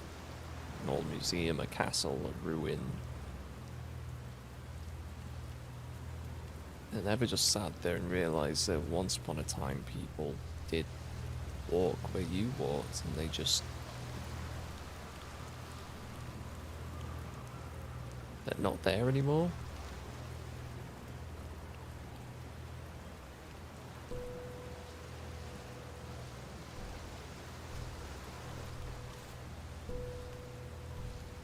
Like one day someone could do that with us, one day someone could walk around the ruins of your home or somewhere you've been and just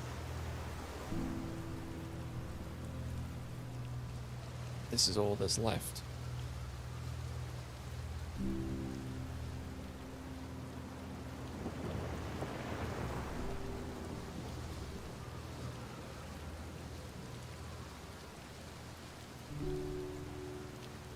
Goodbye, island.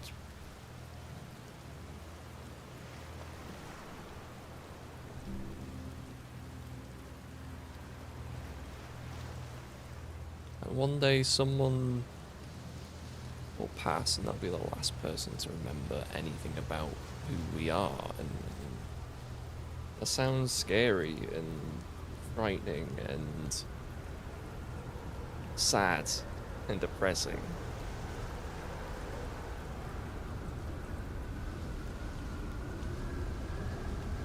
But it doesn't have to be. Isn't it just amazing that at some point you lived it all? You had time. You got to see things like this.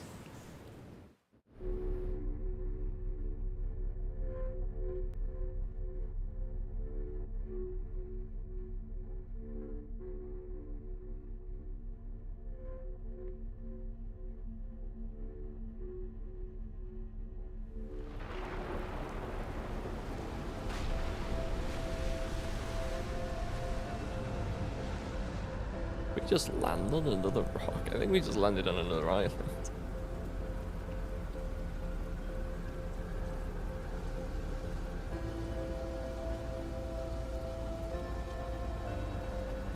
Flowers aren't beautiful because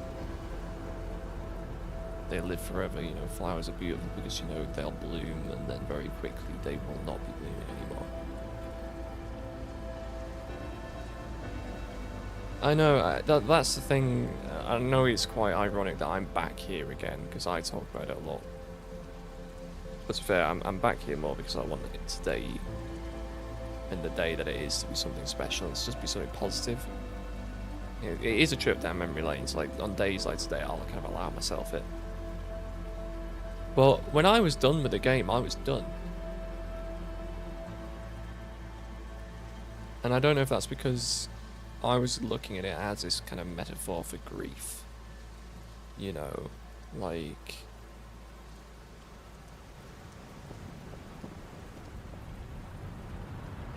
there is something about...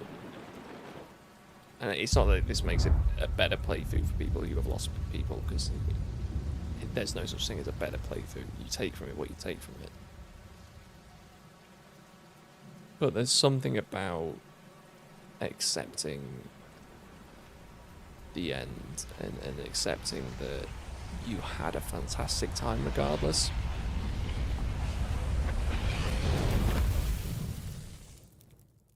That's one of the things I think for me that will always stick with me no matter what else I said. It is,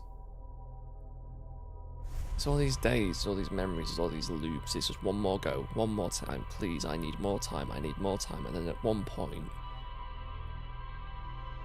I feel like if you really, in my opinion, if you really truly gotten it, one day, maybe without even realizing it, one day you will play this game and it will be the last time you play it. Have you ever thought about that? One day you will play The Outer Wilds for the last time. One day you will say goodbye to Rebek for the last time. And you won't even realise, you'll just move on.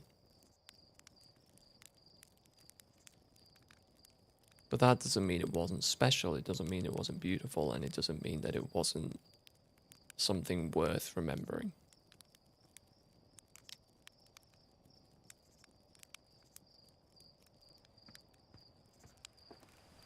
I had so many good memories with this thing, and I always will. I don't think I'll ever forget anything this game can teach me, or that it has. It helped put a lot of things into perspective.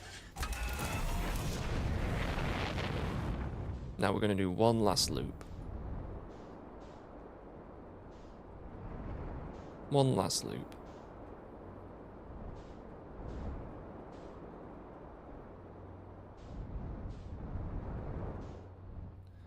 And there's only really one person we could ever go see for this last one. On today, anyway.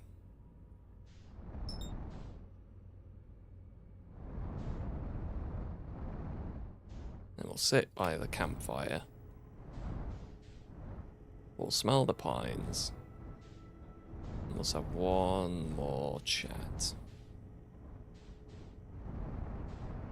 I'm going to put the ship plenty of distance away, so it's not going to ruin the view.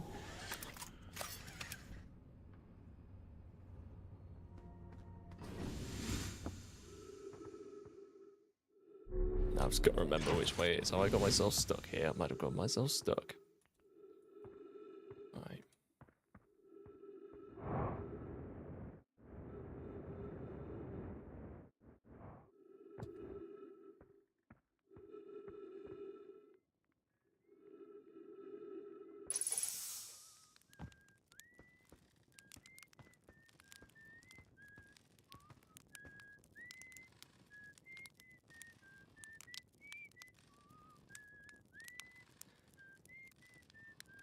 I'll see the tough another day.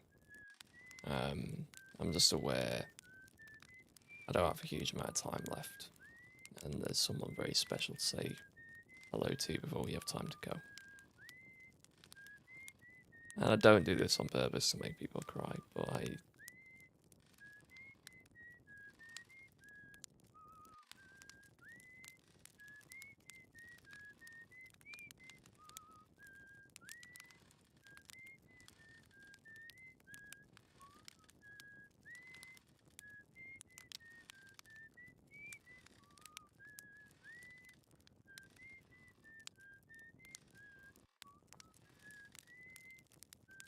I think the thing that terrifies me the most about loss is that one day there's a very real chance that you'll start to forget. I don't think I ever... don't think I've ever been afraid of losing. I don't think I've ever been afraid of that. Genuinely, the thing that terrifies me most is one day I'll forget. Just things. You know, how they smile, how they laugh.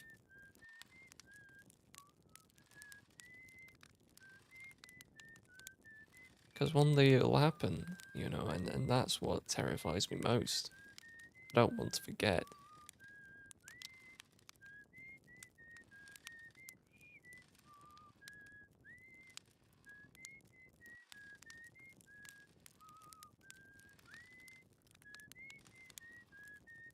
But as you get older, as you are exposed to loss, I think you'll find that actually parts of the people you lose will stay with you forever. They shape who you are. I'm a strong believer of everyone you've ever met is just this beautiful mess of a mosaic of everyone they've ever met. The good, the bad, the ugly. And it's down to you as a person to choose which bits are worth displaying, which bits are worth keeping, which bits mean the most to you. The one thing that sticks in my mind, and it's stupid, the last thing my dad, I ever remember him talking about was ice cream. And I can't remember if I've still got the mod installed. Yeah, I have this, I actually asked, I can't remember the name and I feel so bad. One of the people in the community made me a mod. And right here, you can actually get this. It is on the Outer Wilds mod manager. You can go and you can find it. I can't remember what it's called. That is there for Dad. The last thing I remember him talking about was ice cream. That's the last conversation I remember him having. He was sat there on the sofa in the front room, and he was just foaming at the mouth talking about caramel ice creams and oh, how gorgeous they are.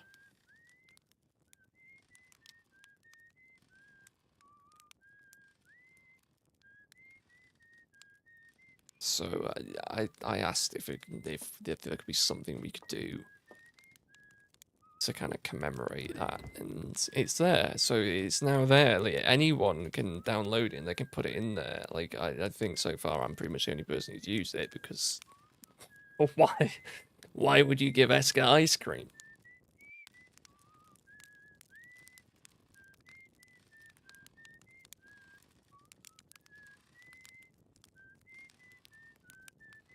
Dad always wore this stupid hat. And all he used to do was sit there and whistle incoherent, non-existent tunes that only he knew.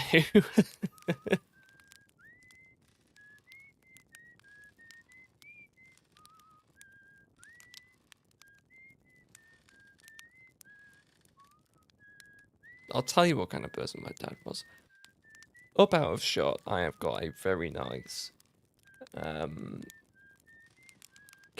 what's the word? Light shade, right? I have this beautiful kind of cast iron light shade, and it hangs on a chain. It's very, very old looking, very, I don't know, very gruff looking. I just really liked it. Couldn't tell you why, I just really like it.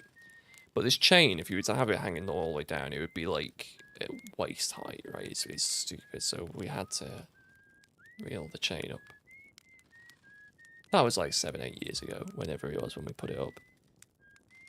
I realised the other week, and I've been looking at this the whole time, he was using a bracelet of his to hang up the damn light shade because he must have gone, oh, it needs to be about this height.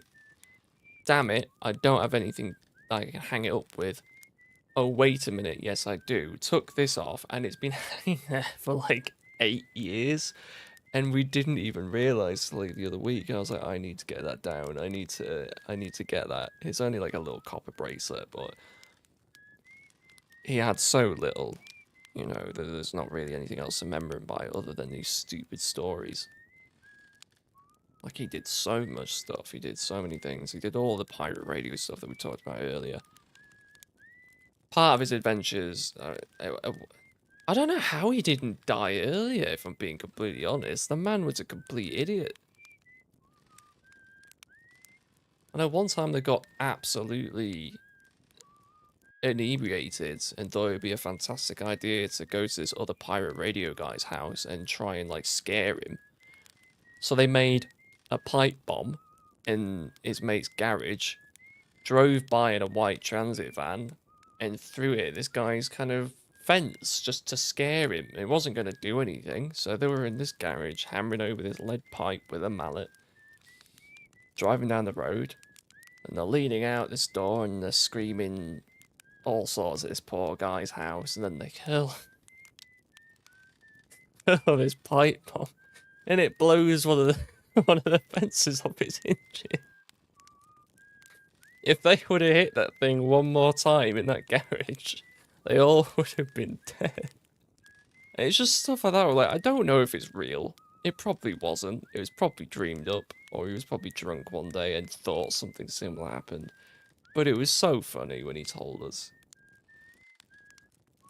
And he's been to so many places and done so many things. He drove a mattress pressing machine, which, if you don't know, they are like the size of a bungalow. Drove one of them in a little old clapped out Land Rover from here to Russia to install it once. He went to Bosnia during the war. And I'll always remember one of my favourite stories. He went to this little, like, makeshift hospital. And he was just, like, taking photos. He was there with, like, this kind of charity convoy. And he was taking photos because that was his job. And he went out one morning into this kind of area in front of this kind of building that had been turned into a hospital. And there was, like, a swimming pool, there was a carousel, and there was just these piles of shell casings that was piled up. And Dad thought, oh, you know what? These are shiny. I'm going to take some of these home. Right, these are going to be a nice souvenir. So, off goes Papa Sturks And he goes over and he starts sifting through. He's like, that's a good one. Yep, that's good. No, that's a bit too small. I'm going to go for that. Anyway, this big 6.5 foot Bosnian bloke comes out of the nearest building and he starts screaming at Dad. He's going, mine, mine, mine. And Dad's like, right, you fucking keep them. I don't want them. He's like, no, no, mine. And Dad's like, what? What they'd done is they were putting these casings on landmines so idiots would come across and take handfuls of bullet casings and then they would go off. And there was Dad with a handful, and I've got these bullet casings, they're in a bag in the loft, and he was sat there. And I've even got a picture of this Bosnian bloke as well. I've got the original plates. I've seen all the photos. It was... How did he not get himself killed earlier?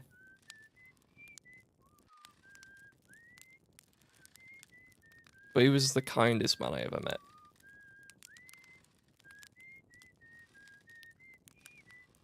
He was so gentle and so loving and so funny. And so stupid.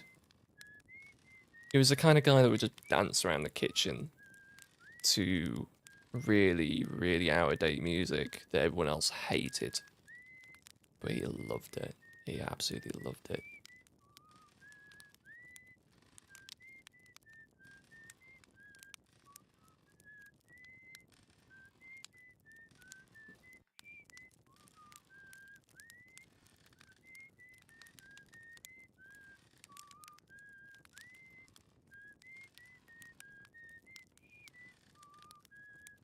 And we miss him. We miss him so much, but...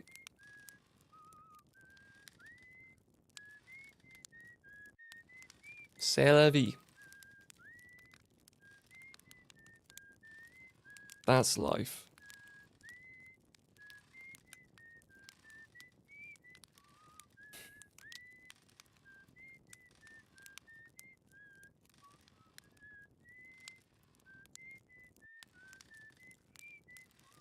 We are, bear with me, like trains. You are a train. Everyone you ever meet is they're a guest, they're a passenger.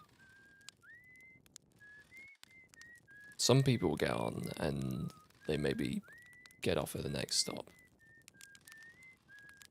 Most people don't make it to the end. And that's okay. It's normal. Some people get off a few stops down the track. Some people will be on there for a pretty long haul. But just a few will be there with you right till the bitter end. But each and every single one of them teaches you something and gives you something to remember and mattered. So don't forget that, and don't forget them. Don't forget people. I challenge you all. Next time you're with someone, friend, family, loved one, dog, no one, if you're just walking, if you're just sitting, just be mindful. Just take a bit of time to sit and just notice the little things. Notice the bird song. Notice how that bird isn't just singing. That bird is sat there and it's having a great little day. It's playing. It's tapping that rock. It's living. Watch the bugs. Watch the flowers grow. You know. Next time you with someone, notice the little mannerisms, the little things that only they do that make them them. Like I said, life is like a book that you can only read once. You can't turn back the page. You can mark those pages, you can flip them over and go, that was a fantastic one, I remember that. But you can't go back. So read the book carefully.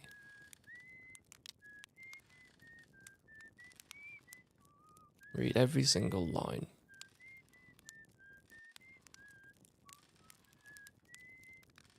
Stop and smell the bloody pines while you have the chance.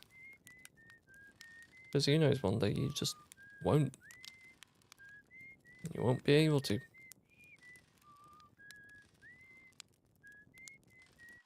One day you will be gone, and it won't be in any blaze of glory. Won't be to any landmines in Bosnia or a pipe bomb in Nottingham. It'll be quiet. It'll be uneventful. The world will keep turning.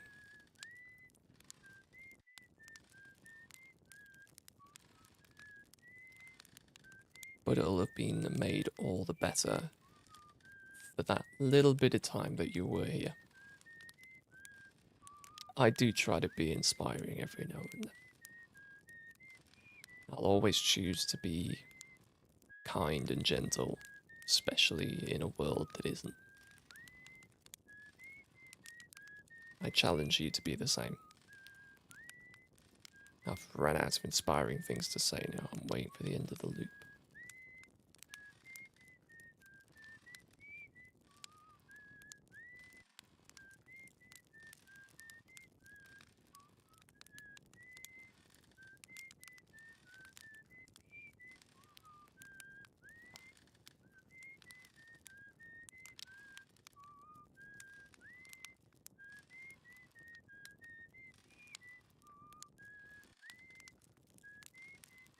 I needed this today. I needed the quiet. I needed the company. I think I needed this. I needed a little trip down memory lane.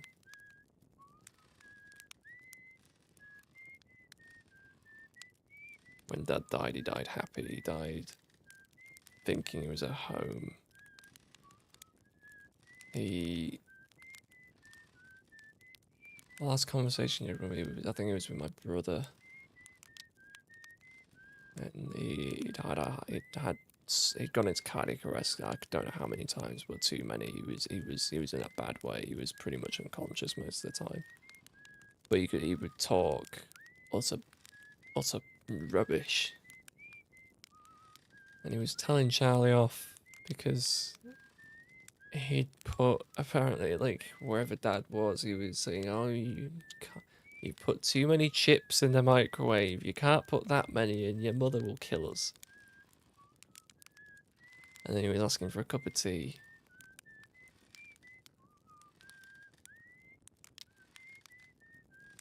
Even though he'd gone through hell and he was in a bad way, he thought he was at home. And he died at home.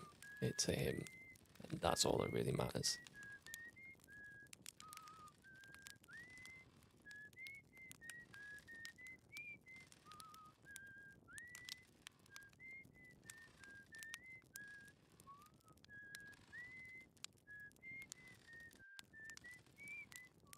Always try to be nice. Never fail to be kind. That's the thing that I like about Doctor Who. You don't have to be brave, you don't have to be these kind of massive heroes and really good at something or anything. To be allowed in the TARDIS, you just have to be kind. And gentle and good and love life. You have to just be loving and that's one thing that I really admire about Doctor Who. It's not like Star Trek where it's... I love Star Trek too, but Star Trek's very... You have to be the best. You have to be very good at what you're doing. You know, you're on a warship. Doctor Who is just be kind.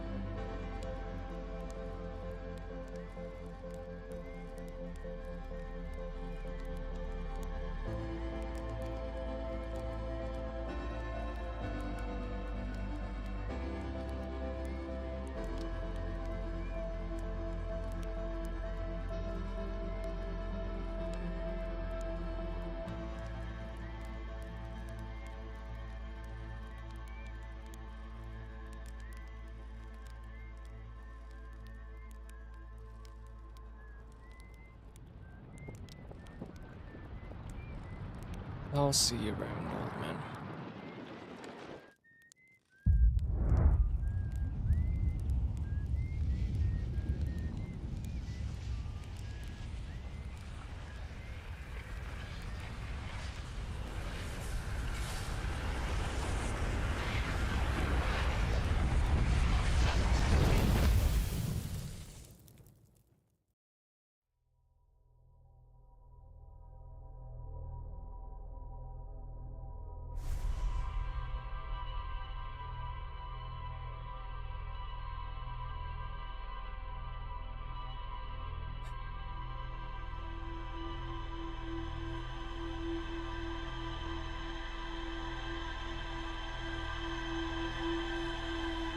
I'm okay.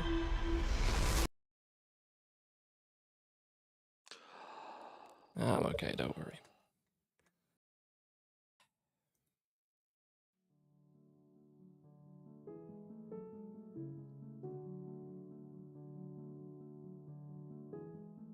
So, last little bit of talking, then we'll call it a little bit early tonight. But thank you all for joining me. It is what it is, as people would say. You know, like I could have. I know it was maybe depressing in the odd bit, but I could have made the whole thing just woe is me, and that's not the kind of person I am. It's not the kind of person I want anyone to be. Just nice being among company and just celebrating, you know.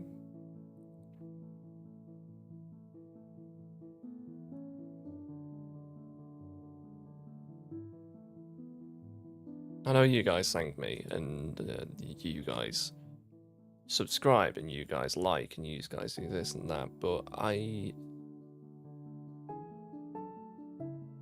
fell into the trap of being very misanthropic. I admit I lost faith in humanity a very long time ago, and seeing how many people, even just a few, how many people are kind and good and loving and able to look at the world with wonder, or even if they don't right now, the amount of people that came to me and were like, you helped, and now I look at things differently. That willingness to change, that willingness to be better, to check yourself, you know, like, it means the world to me to see people being good and being kind. Sod the fact that I'm involved. So thank you. Thank you for being just a little bit of light in someone's life, because you are, even if you don't think so. I've read a quote somewhere. I can't remember it. Whatever you're doing in life, right? Just keep going. Keep being you. Don't be someone else. Don't be like me. Don't be like them. Be you. Because someone out there needs you and needs your story. Someone out there needs to see you succeed so that they know it's possible too. If you're going to be a little bit of light, don't dim. Don't dim. Because the world needs a light exactly like yours.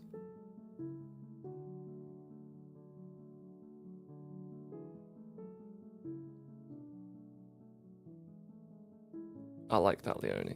They say you have two lives, one before and one after you realise you only have one life.